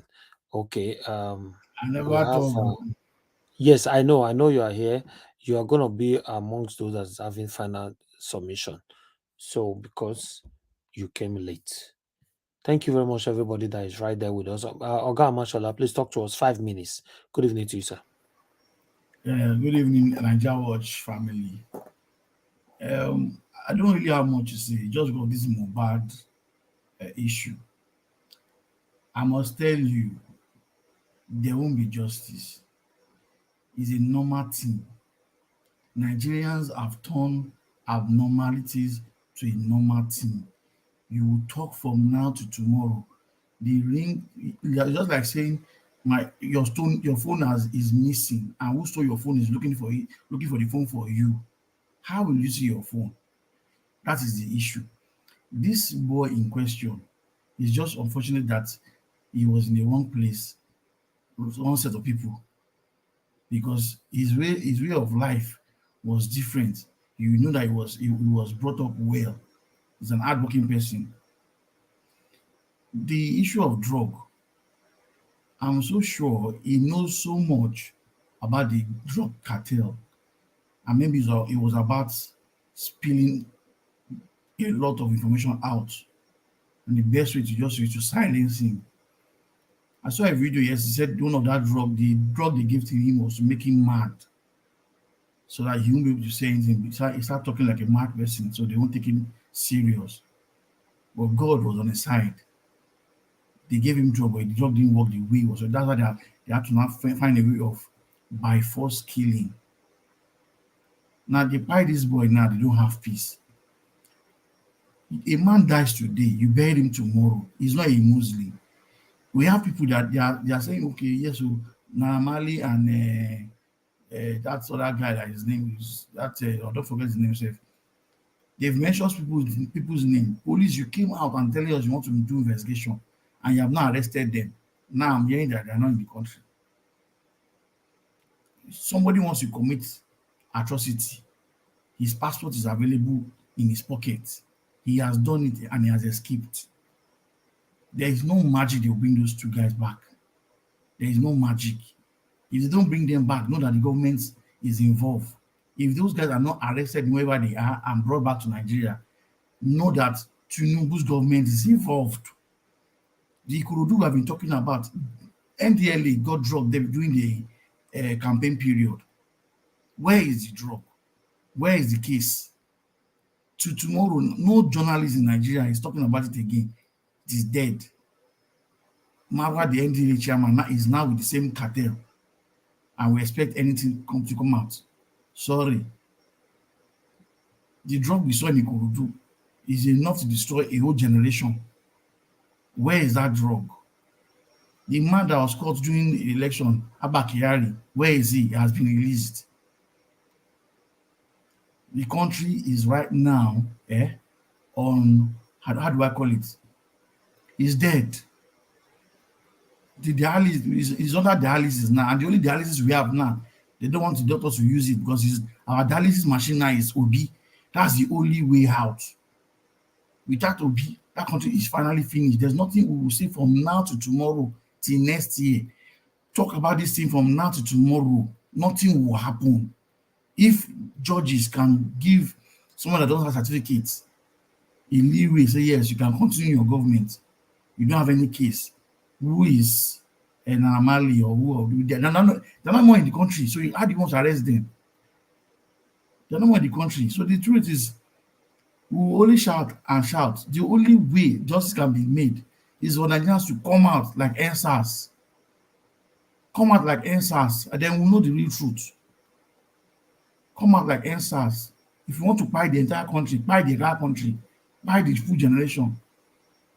The man spoke here just now. He said his generation is amongst them. But he's saying the truth. He's saying the truth. Everybody is taking drugs everywhere. There's no small child now that doesn't know how to take alcohol, take drug, take all sorts of nonsense, courtesy, all these drug baron. And you can imagine, in the north, we are not going to look at them there in the north. Those ones, they take a hell of a drug. But nobody's going to look at them there because those ones, they are hypocrites. They take this country, if you let them make a real survey, the number of young people taking drugs now is on a high proportion, and NDLA is not doing anything. I only pray that this boy gets justice. Thank you. For me, I believe yes, I'm here, sir. Thank you. For me, I believe he will get justice by God's grace. I'm very sure he will get justice. Mr. Elvis, honestly speaking, I like your optimism. Yes. I love it. I wish I can have such optimistic this, honestly. I don't always have it. But on this one, I don't know why I have it. It will, because this guy's spirit is too strong. If they did not give him justice, he will set Nigeria, on fire. That's what we want, honestly, because this is too much. You can't continue like this. His spirit will set Nigeria on fire. Nigeria Watch. Remember, the answers. It was one person that died. It was one person in Delta State that died and turned into something else. That's what they're playing with right now. So, meanwhile, before I will call on, for the final submission, let's listen to this. It's the same matter now with what we did for yesterday. Life for this country, but Nigeria no go let you. If they're not turn everybody to human rights activist and freedom fighter, una no go rest. In a sane country, when somebody dies, whether not by accident, they investigate the accident to know if not drunk driving. After drunk driving or something, they go investigate the people where they the two cars and everything. You go serve punishment, because life is important. When person die, they come back. With all the videos that have been circulating online, I feel say by now people go down there behind bars, because faces there to those videos. You get not waiting person video now say, oh, it's not me, it's my voice, they're trying to use it. But no, if you not wait more and see all of us for live video, they shout justice for this, they tag that, you not go swing it to action for days. You not go swing it to, you go quiet. I don't tire since 2020. Now person they do justice for this, justice, answers, protest, the same thing, justice. Waiting more than turn all our name to justice. Waiting happen. Person know the rest. Una go reduce person lifespan for this country, finish back to zero. Waiting happen. Must they target people to? And for the record, whenever Nigeria police swing into action, I know there's a foul play going to, like foul play that they come. You get. So for once, I would love for you people to disappoint me. Like, hey, see, I'll be waiting to mama talk now happen another thing. But really, because I don't know how I want to explain this one away. I define the explanation one I won't give. Since we need to drag on a shot, justice for Mohbad before I want swing into action. Because whether they invite on our own person call a complaint or not, that's your duty. You investigate, you value life. Person don't they shout justice is 2020. They come. I don't tire. Emotionally, una don't drain us. They drain us, they reduce our lives from person not they enjoy. Before person 6 months from now, another one go happen. They shout justice again. That's a very, very strong message right there, because unfortunately, this is what you get from Nigeria government. This is one of the reasons why you see somebody like me. I'm here every day fighting for Nigeria to be better. Unfortunately, you see one or two people try to fight us back. I don't know what you want. Meanwhile, let's listen to this as well quickly, before we start talking. Thank you very much, my people.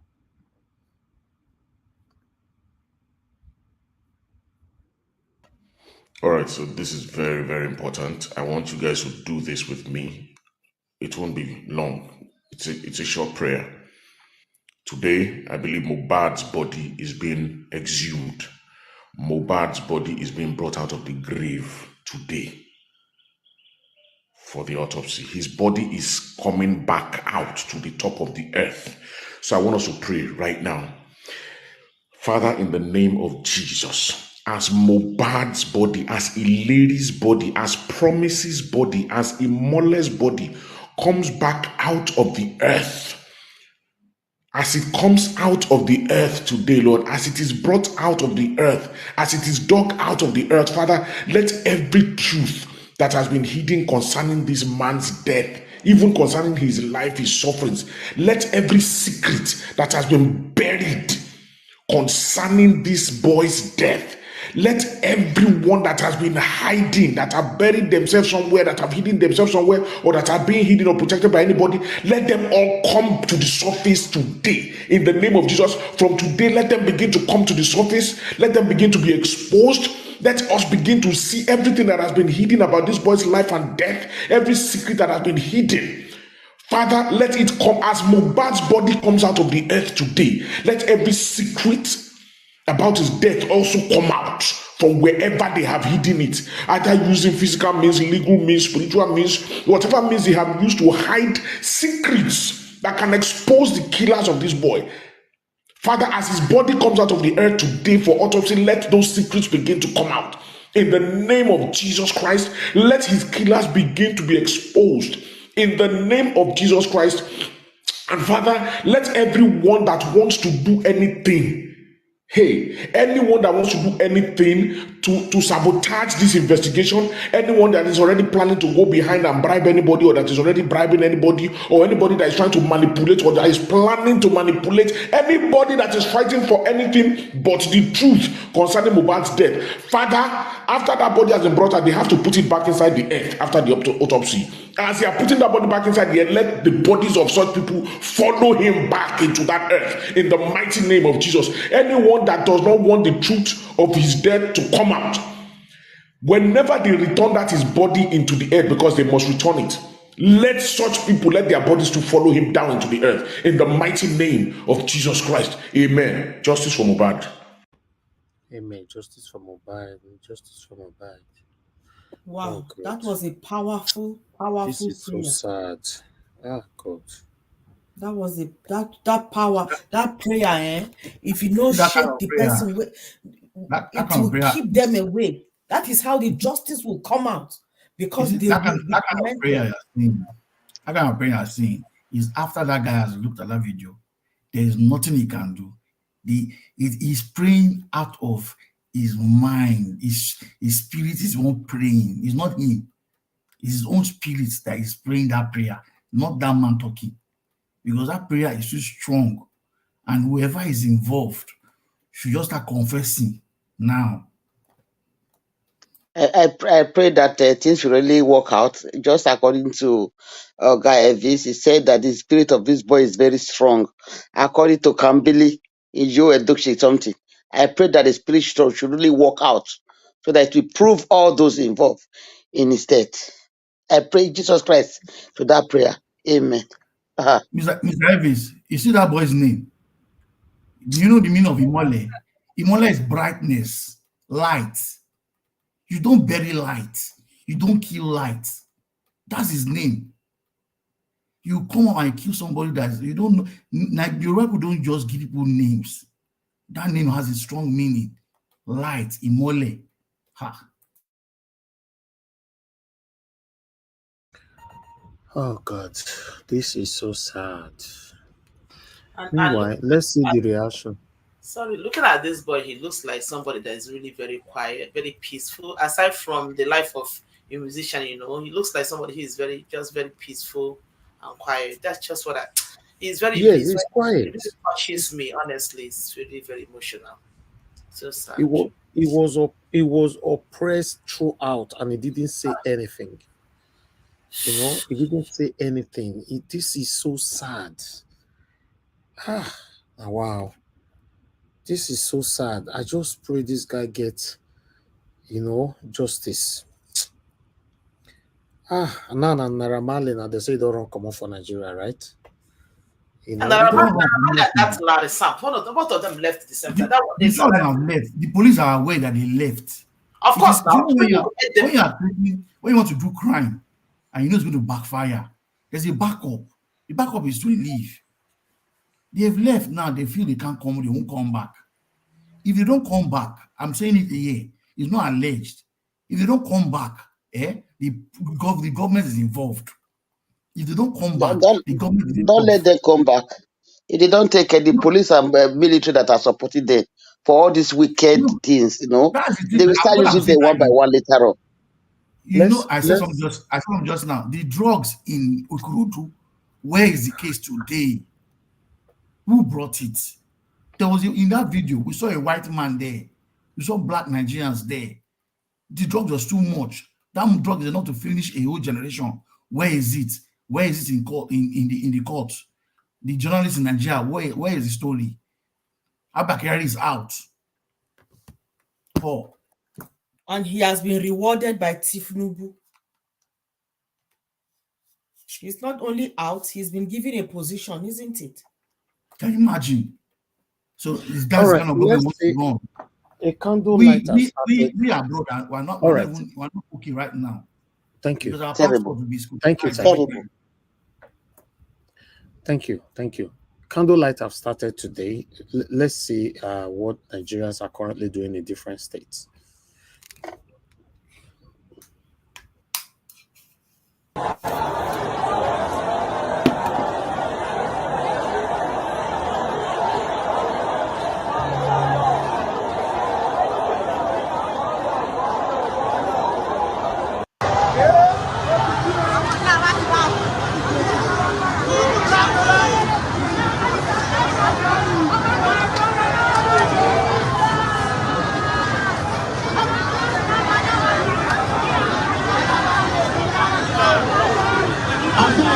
All the lights, when are they comot here, please? They don't take so many everybody comot, I beg. All the light, thank you, God bless you. Off and please. Thank you.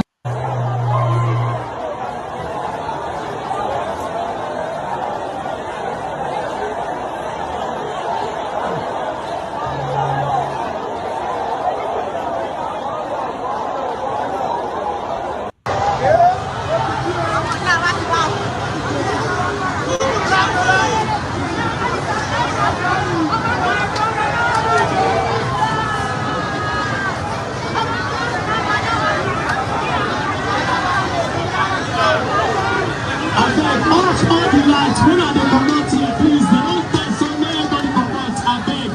All the light, thank you, God bless you. Off and please. Thank you.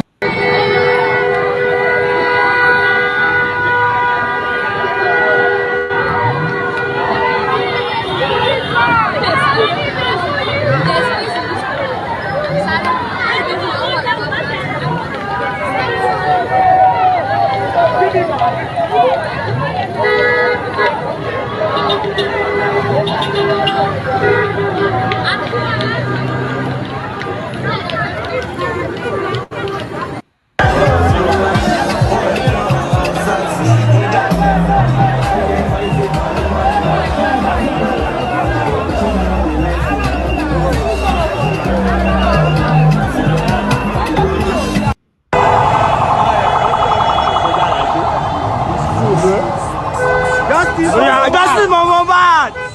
Oh yeah! Justice for Mohbad!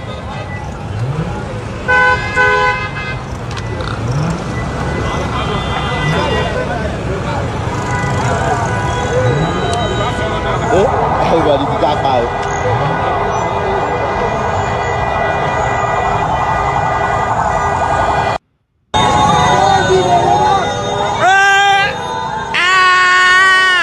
Justice for Mohbad!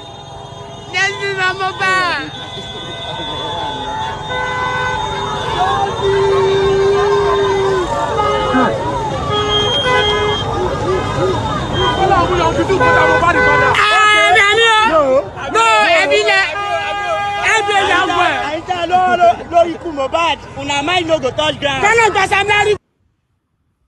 Oh my God. Let's listen to 2 minutes from this woman again. ọ̀nà àbáyín ṣé wàá gbọ́ ọmọ ẹ jáde wá ló cardiac arrest tí yín bá yín nìyẹn torí ẹni bá ní pp ó lè kú at any time ọmọ kékeré ọmọ 27 kí ló dé ṣé ó ní bp ìgbà tó dọ́dọ̀ yín Naira Marley ṣé ó ní bp ìgbà tó dọ́dọ̀ yín kí ló ṣẹlẹ̀ kí ló ṣẹlẹ̀. ẹ ṣáà ti rí bóyá ṣe Mohbad. He's on me. I went mad into it. He's there too, Cynthia. Cynthia ni ó mú àmì. Hospital Abuja hospital, yeah. I'm going to the hospital. ẹ wo bó ṣe ń wí ẹ wo bó ṣe ń sọ̀rọ̀ kí ó lè máa ṣèyàn báyìí. The guy was crying every day. Before he died, he was talking. Anyway, let's have a final submission. Thank you very much, everybody. Madam Nena, please give us your final submission. 5 minutes. Thank you. Honestly, Mr. Ivis, at this point, I'm so emotional. Like, seeing all these things, I'm so emotional. I don't know this boy from Adams. I don't know anything about. But you know, when things like this happen, my mind, I could just imagine this person to be my brother, my son, my nephew. Some like it's hot. it breaks my heart. It breaks my heart. And what makes it so heart-wrenching is not just the fact that this young man went the way he went. When you remember people would have said, oh, if he was going through that, why didn't he say anything? But this boy spoke. This boy screamed. This boy wailed. This boy did things. Come on now. Mr. Elvis, at some point I was saying to myself, how come we did not know about this guy, even in this Nigeria watch before now? How come we didn't see any of these videos? Maybe we would have screamed about it. I don't know if other people did. It breaks it, like it's really breaking my heart, honestly. And to think that this kind of a thing is happening in a country where there is no law. I was reading something a few minutes ago about this Naira Marley guy. People are talking about the kind of money that this guy spends for the since like how many years he does not ride a public plane. He's always renting a private jet, and that means this guy is into something much sinister than just playing music. Even the video, everybody knows that he came from wealthy family and everything. Does not even throw the money at the kind of money they say this Naira Marley guy has. And it's so sad. It's so sad. Like, just like this my brother, this what's his name? Batch, the guy prayed now. I am sure, not be Nigeria again, that money will be flying left, right, and center to die this matter. Oh Lord have mercy. It will be so bad. It will be terrible. Maybe, oh God. And the guy, the Indomie guy is so very, very rich.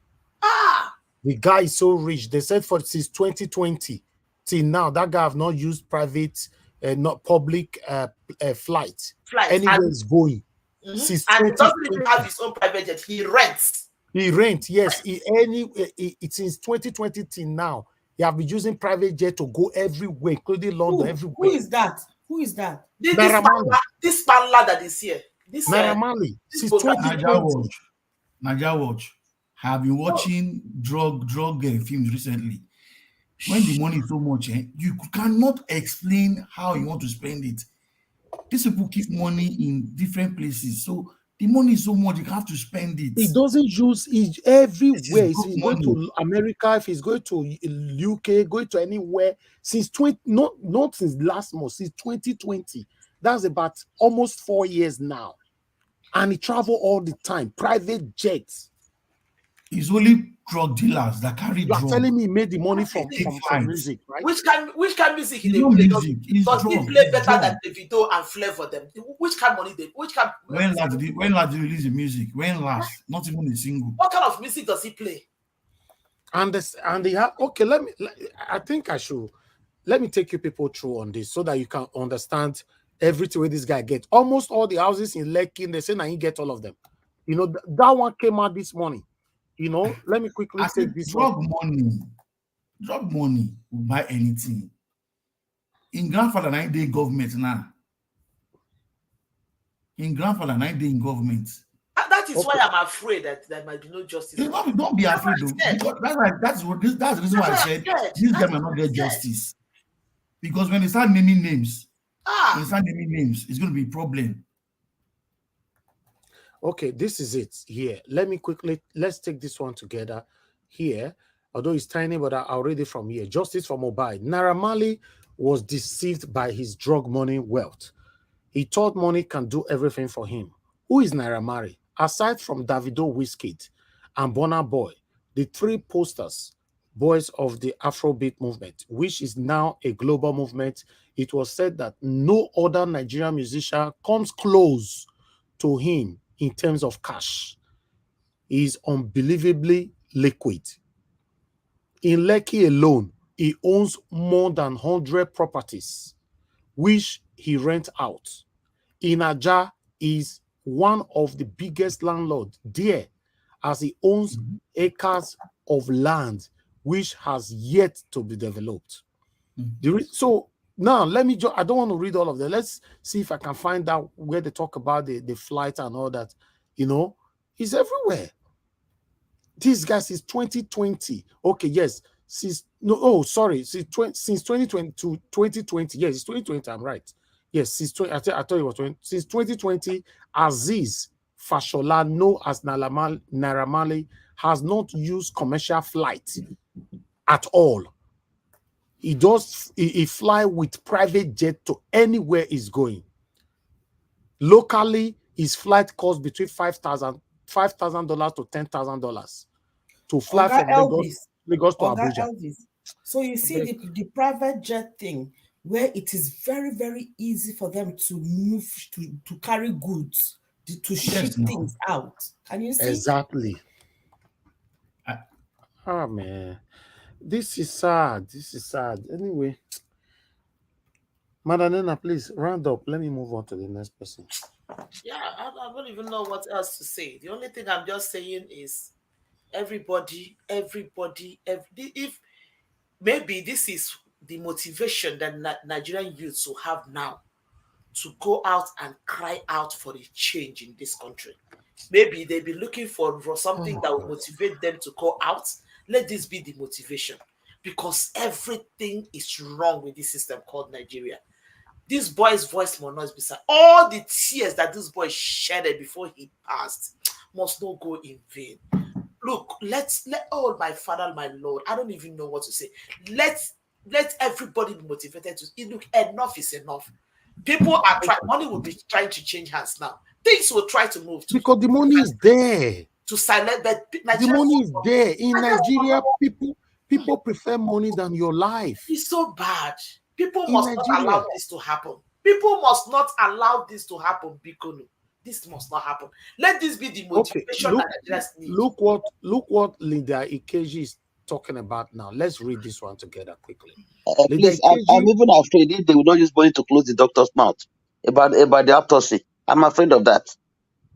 You know, now Linda Ikeji is saying, you know, according to her, she's saying the body of late singer Mohbad is yet to be exhumed for an autopsy to be carried out. Police source who spoke to Linda Ikeji's blog says the police is waiting for paperwork to be completed with the State Ministry of Health, who will be part of the process. The police source who spoke to Linda Ikeji's blog said by Wednesday, September 20th, or at least Thursday, September 21st, his body will be exhumed for an autopsy to be concluded. Mohbad died on September 12 in controversial circumstances. He was buried the next day, September 13th. Nigerians have demanded that an autopsy be carried out on him following the start line revelation of him being harassed, assaulted while he was alive. The Lagos State Police Command on Monday, September 19th, set up 13-man committee to carry out a detailed investigation into circumstances surrounding his demise. The committee is expected to turn in their report in 2 weeks. Let me tell you guys about this committee. You see this 13-man committee with the complete, so with the put in, I may go investigate this thing now. I promise you, 10 of these 13 never get land. 10 of these 13 10 of them never get land. 2 of them, one go don't get house, one go don't buy land, but they mold block. So now just small money. Now you want your to entice these people. They will give rubbish reports. Just small money, finish. Just tell them, 13 of you, each person 20 million naira. This is what I want you to report. If somebody feel right PEPT judgment, what? Oh, I don't know what Nigeria is finished. This is what I just said now. I just said. Who want to do the autopsy? Who want to do the autopsy? You know, collect money. Oh man. Is this country? The country is finished. You want to tell me person where want to do autopsy where they pay, even though they do pay a man. If the biggest law, if it's the biggest doctor in Nigeria, they do pay and they pay 1 million naira a month, right? Okay, have you heard this word before? Now you want to change Nigeria. You know, have you heard that word before? So let's say, the right thing. They will tell you now you want to change Nigeria. doctor, if he's the biggest ever doctor, that they pay where they receive 1 million naira a month, and they call offer and say you have been credited with 200 million naira. This is what you want us to do. You go tell you, say, I know. I say the people in Nigeria, 98% of them, they are corrupt. People in Nigeria. They value money than human being. See, the painful part is, Mr. Elvis, the painful part is, I said the last time I spoke on this panel, I said there's a weapon. We are looking for who is going to pull that trigger. Now the trigger they don't near, so they don't know. I beg. Those Words.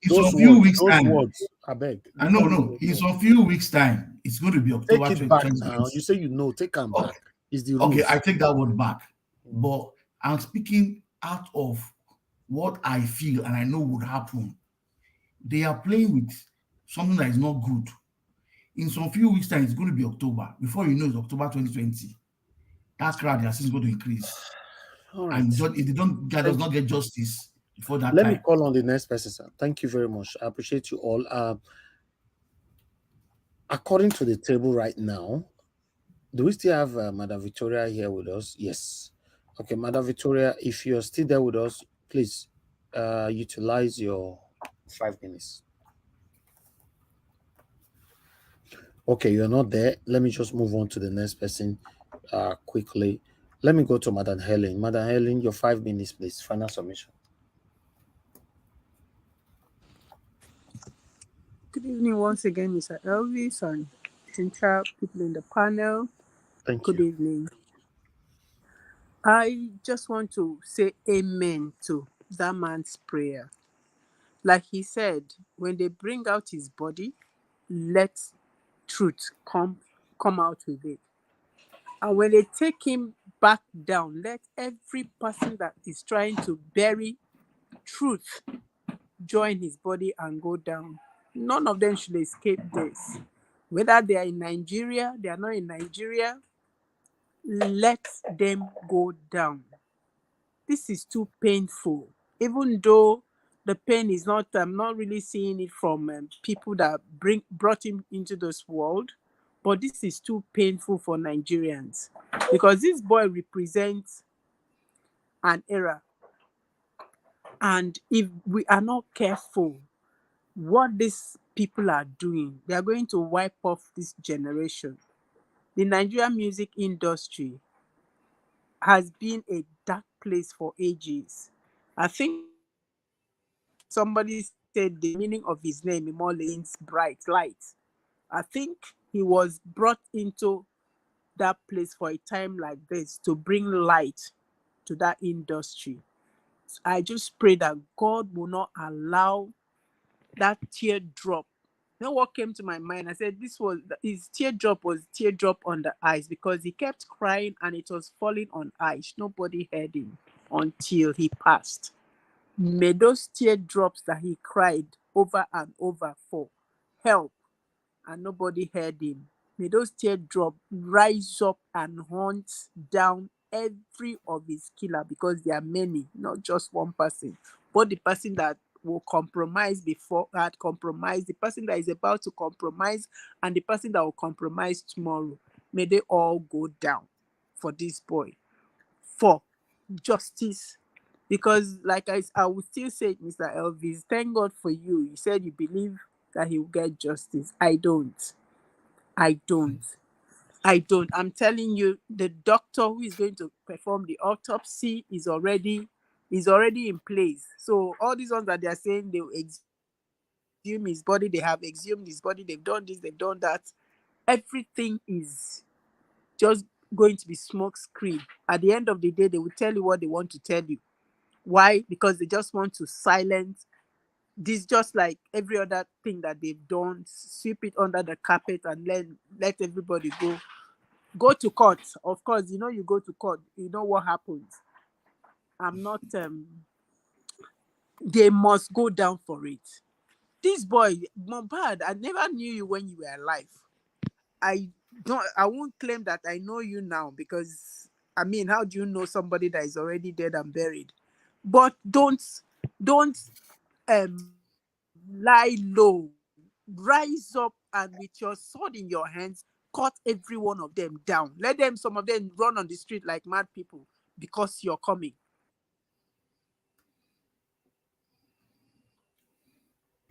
Thank you.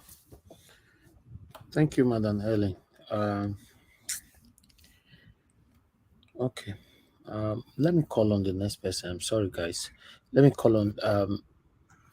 I'm confused now. Who should I call? Okay. Mr. Louis, are you still there with us, sir? I'm still there with everybody. Thank you very much, sir. God bless you. Please talk to us 5 minutes. Yeah, I'm still there.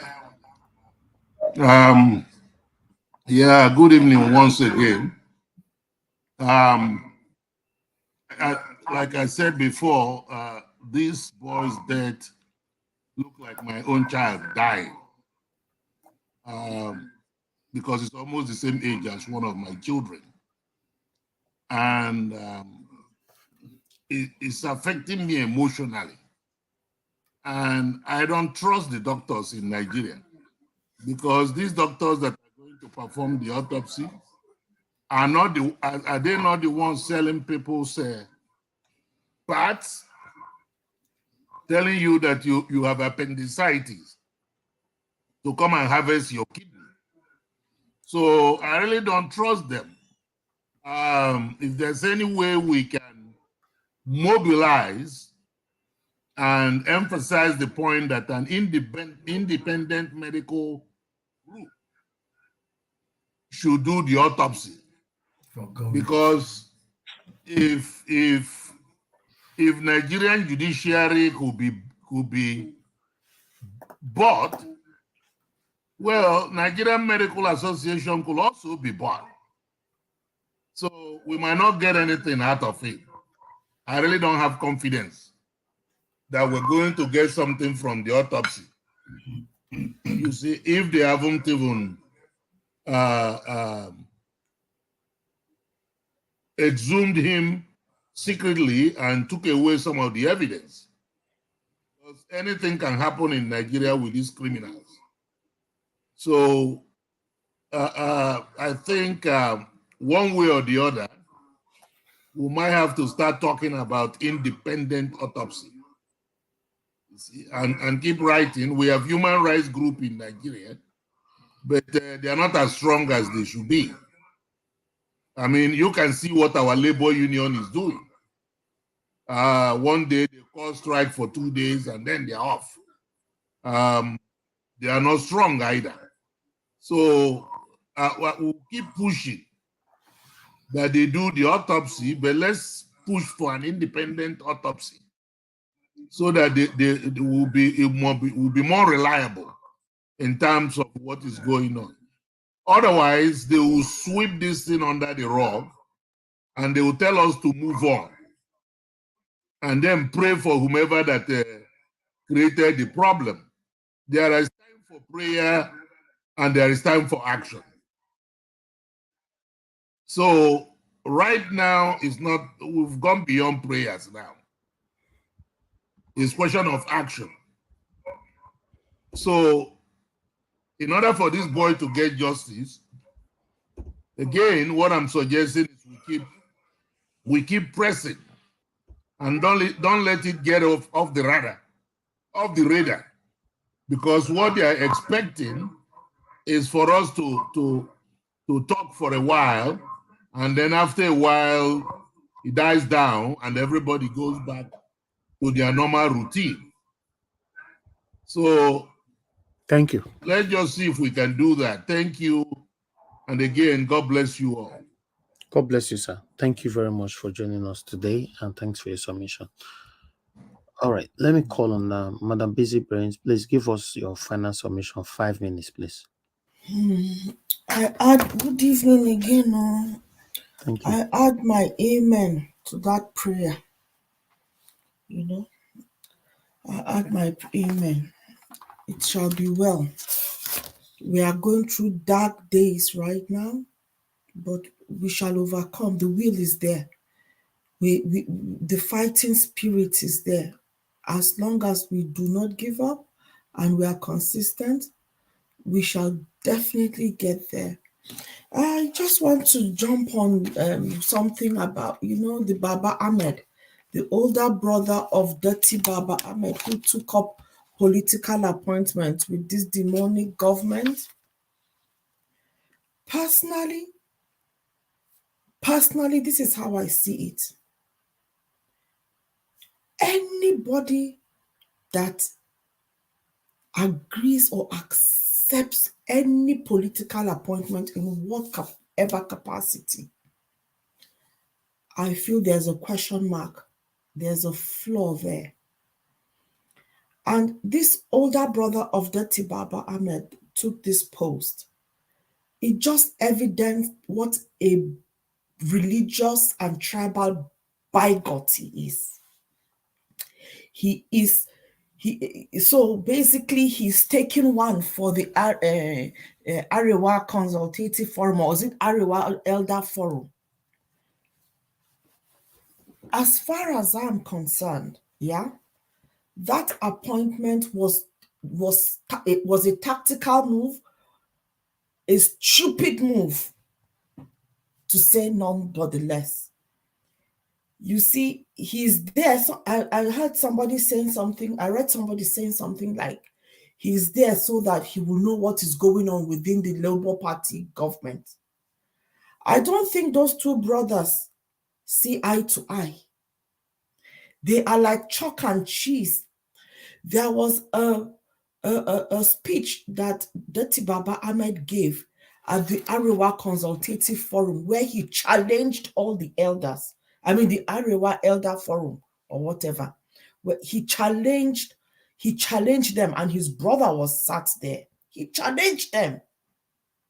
Just like you, Oga Elvis. You and your father, you are not following his party.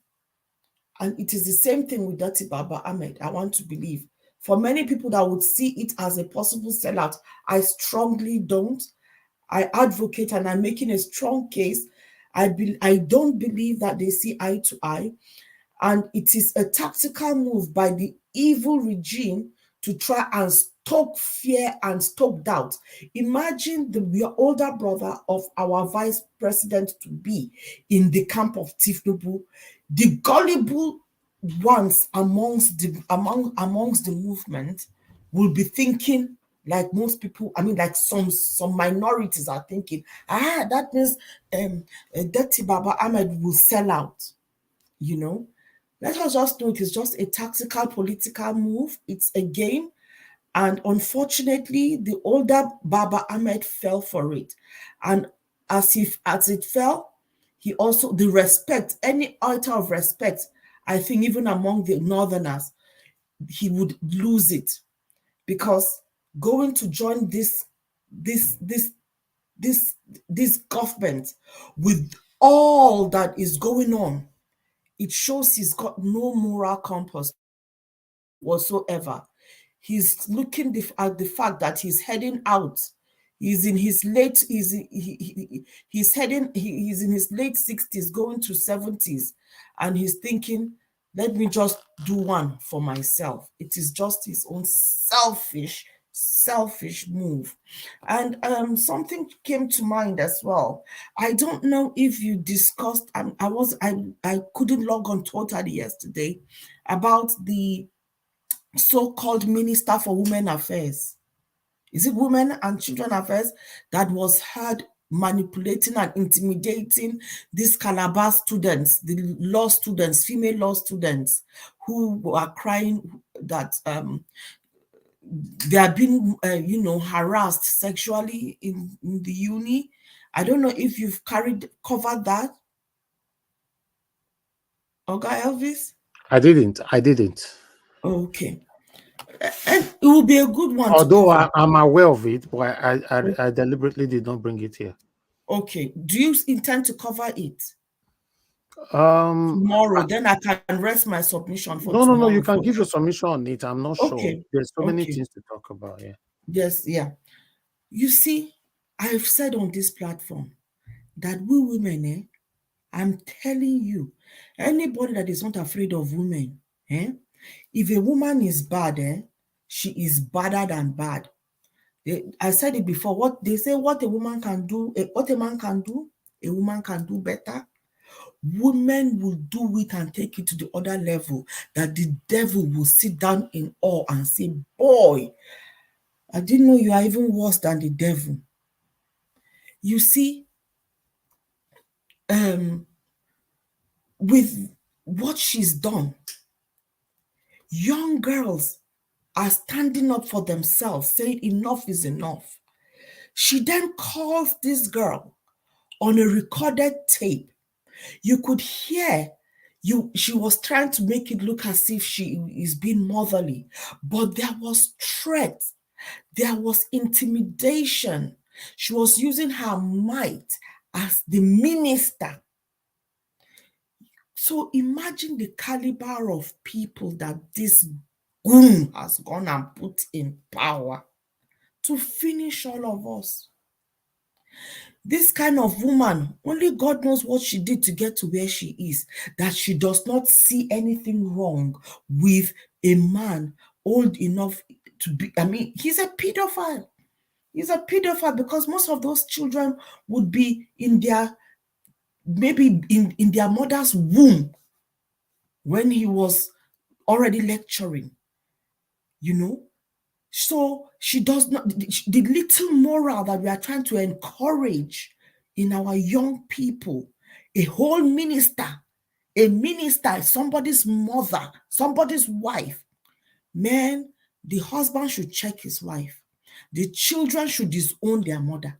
Because what a woman, that should happen. What if that is her own child? All right. Anyway, let me keep it for now. Yeah. Thank you so much. Thank you very much. Hello, Mr. Elvis. Did you pass me? Yeah, I called you. Did you pass me? Oh, sorry. I'm sorry. Okay, go ahead. Use your 5 minutes now. Thank you very much. Oh, 5 minutes. Thank you very much. I appreciate it. I don't have much to say anyway. I just want to thank you for also adding volume to the Mohbad case. Thank you. You know, the more the more voices we have, the better. Okay, so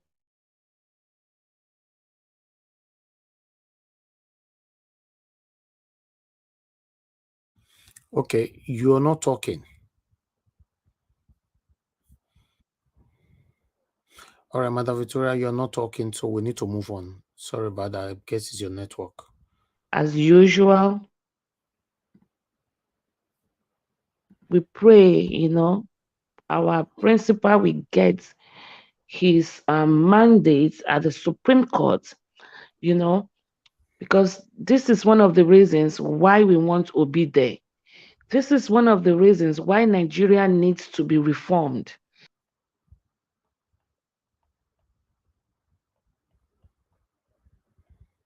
They will not do anything. They will not clean up these people. They will not clean up the streets because they need them to perpetrate evil. I kept asking, what happened to the drug? That's almost $1 billion drug they said they found at Ikorodu. They said they burnt it. Where is Anamari getting drug from? Where does it get all this drug that is, infuriating to all these youths, young men, young tomorrow's leaders, people that are supposed to be doctors, lawyers, professionals? Where does it get the drug from? Why haven't they brought these people to justice? Why are they not questioning them? These people know too much. They know too much about Sanwo-Olu. They know too much about Tinubu. That is why. So we need to use this to rope them in exactly the same way they rope Obi to everything that happened in Nigeria. These are the way. What connection has your topic should be, what connection does Tinubu has with Naira Marley or Samilari? What connection? What is the relationship with Sam Larry and the Oba I've forgotten his name now. The Oba, the Elegushi that we're talking about. This are real.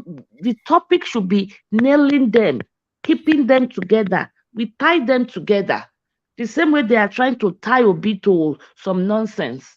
You know, we intertwine them together. What correlation is there? Look at Asari Dokubo carrying a raffle in the White House and saying, "Let them come."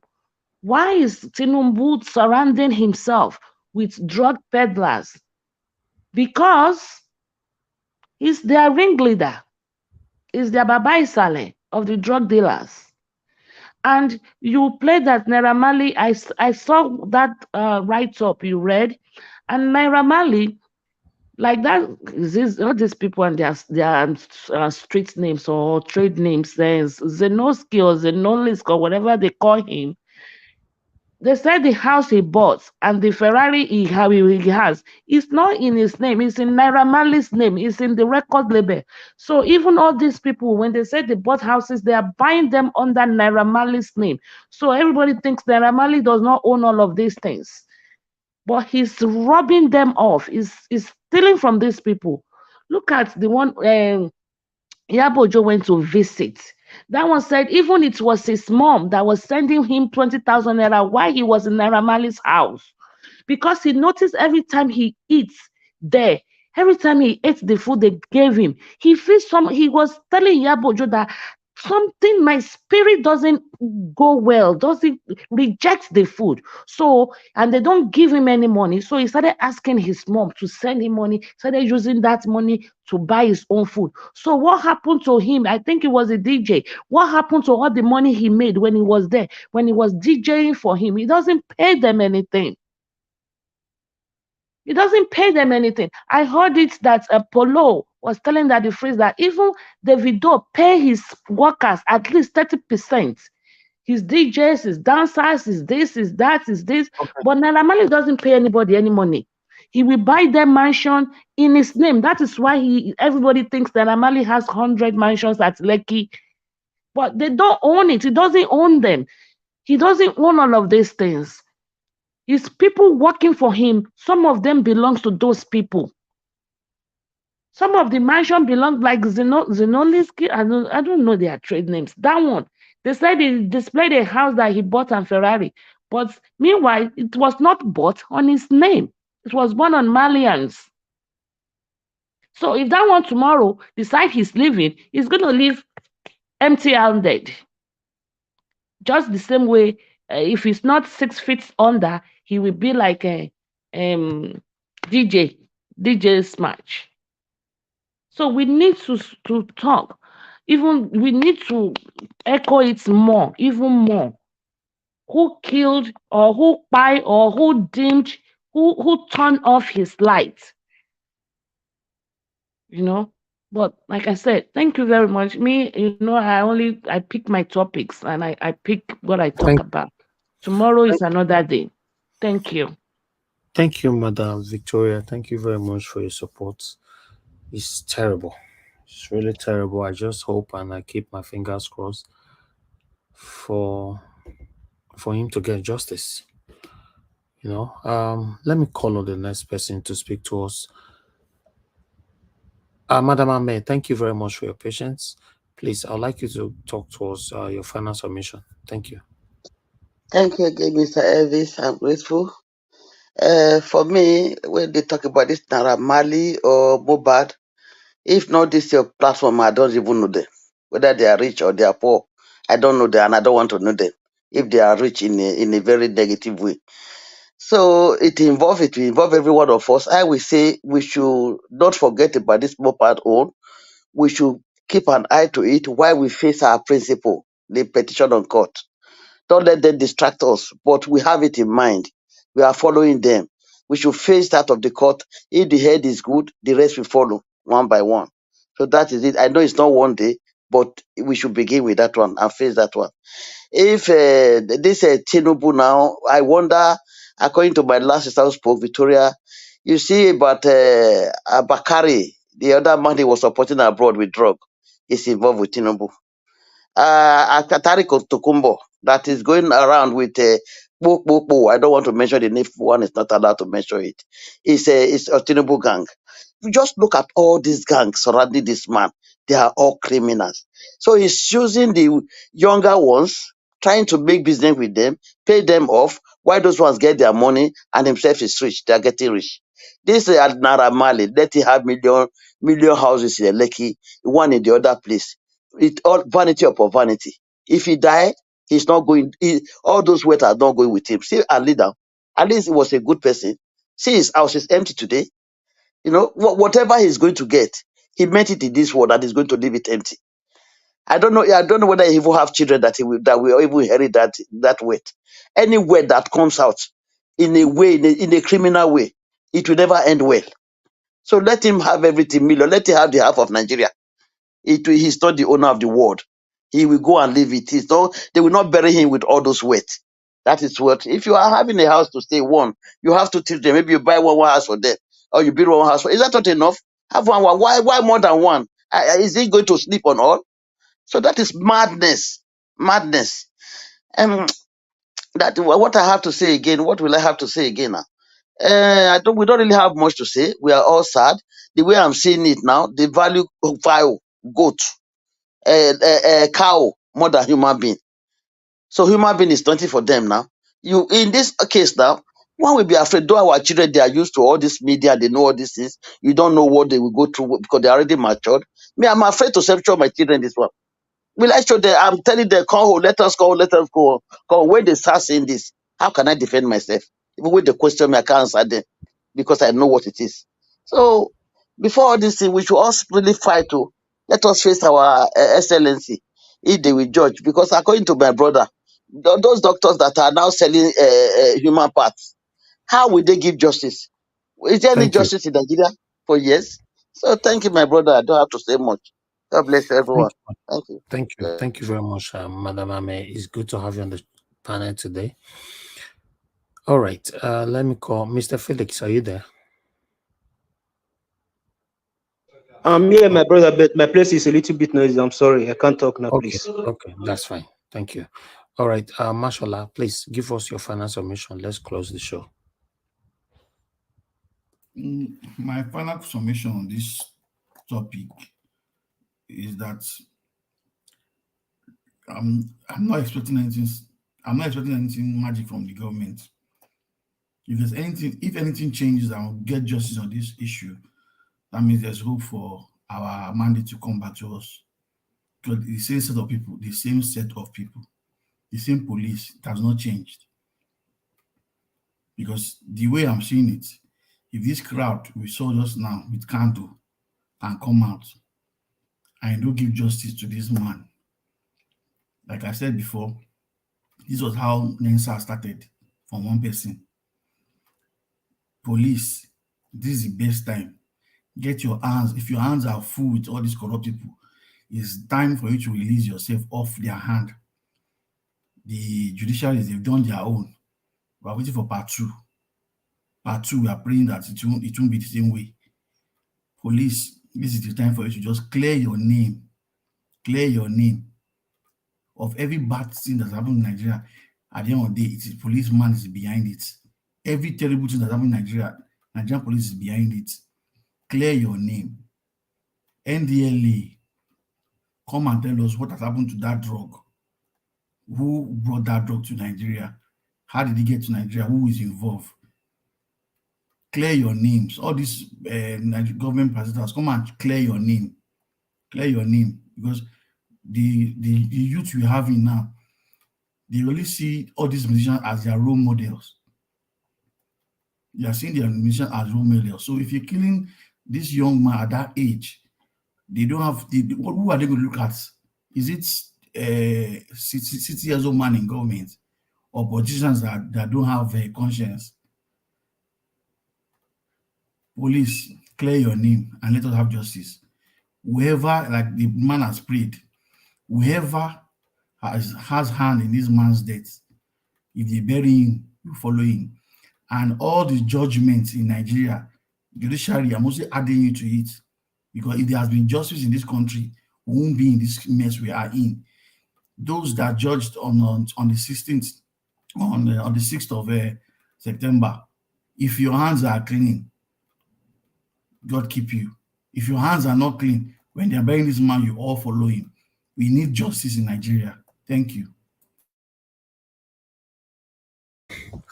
Thank you very much, my dear brother, mashallah. Yes, we need justice in Nigeria. It is well. Thank you very much, my people. We've come to the end of this show. It's been a long day for me.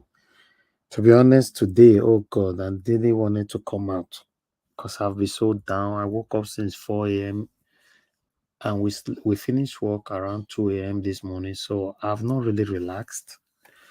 This Mohbad thing, I don't know how it got to me, to be honest, because the person who I don't know before he died, although I was hearing his music, but I don't know who sing him. For me, I hear many of the Nigerian people music. I don't know only Davido, Burna Boy, Whiskey, and one or two. Now I know. The rest, I'm proud of them, but I don't really know who is behind the music. That if I can know, so who be this guy?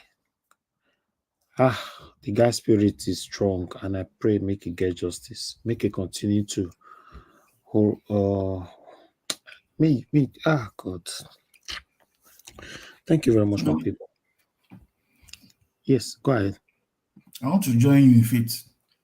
Despite my mind is made up of what they want to do, but I want to join you in faith and with that man's prayer.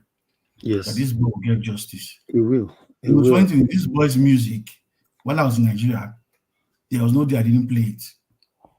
The musical video he had, one of the musical video he used in doing this or so. I so much that music, I didn't even know he used the car I was using as his video shoot. So each time I played, I passed in front of the police, allowed it, and they just laughed. I never knew this is the boy that sang that song. Thank you. Very painful. But I want to believe we have justice. That's why we are doing what we are doing here, for us to have a better Nigeria. So people don't understand. They just think we want to talk when we cannot have, like Madam Ahmed said earlier on, when we cannot fix the head, there's no way the body can be right. It's not possible. That's why you see, I put a lot of things on suspension just to make sure that we have a better Nigeria through Mr. Peter Obi. But tribalism not let many people see road, But it is well. Thank you very much, everybody. I appreciate you all. I appreciate every one of you that joined us on the panel today. Madam Busy Brace, Mr. Felix, Mashallah, Madam Amen Bright. Thank you very much, Madam Helen. Thank you very much, Madam Victoria. Thank you very much, Madam Nena, Madam Rita. Thank you, Mr. Louis Okonkwo. Thank you very much. I appreciate every one of you. I think I only got to about one call today. Love of God is my strength, I guess. Yes, thank you very much for calling in.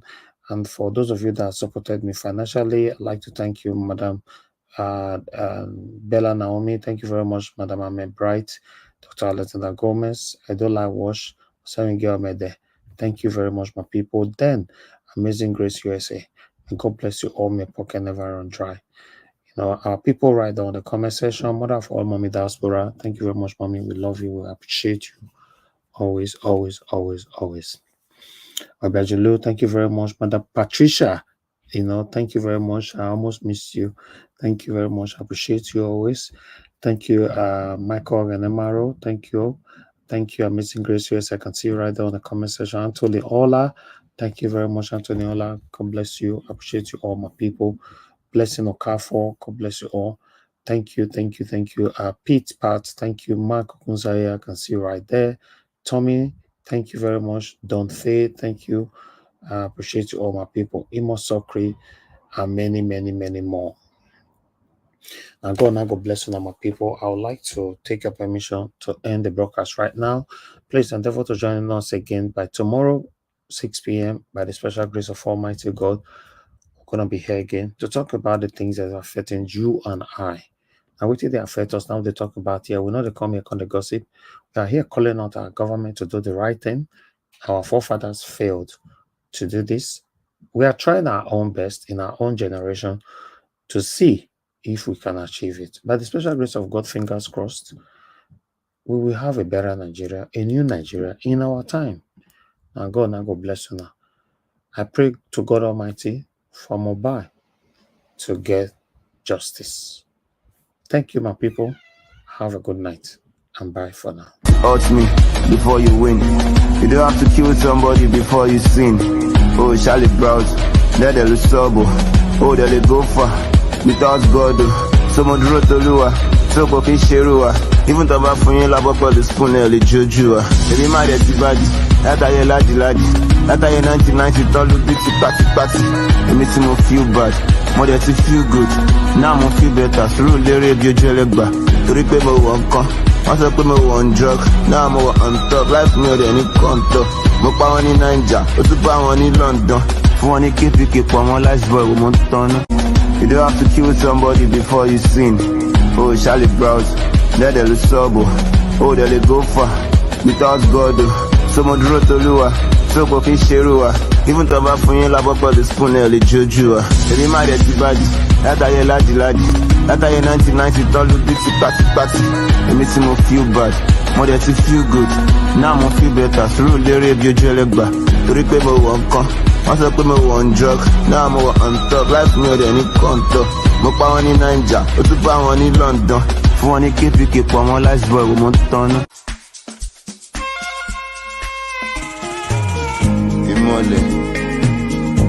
Organization, for any pressure, street orientation,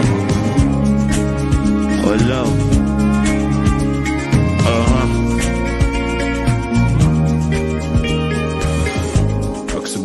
Ask about me, not to let me bone on me. I'm alone, cool as sunny. Seke bula, I'm still getting my mullah.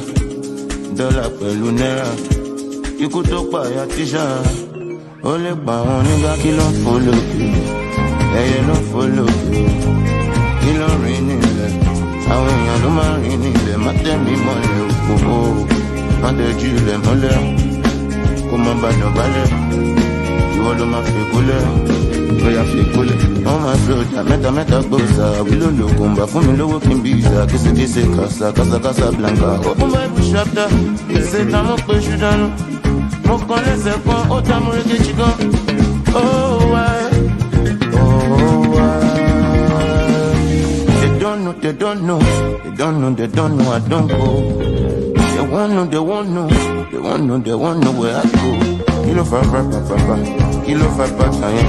back can be more bad. I want this so finally. I'll belly to make it share.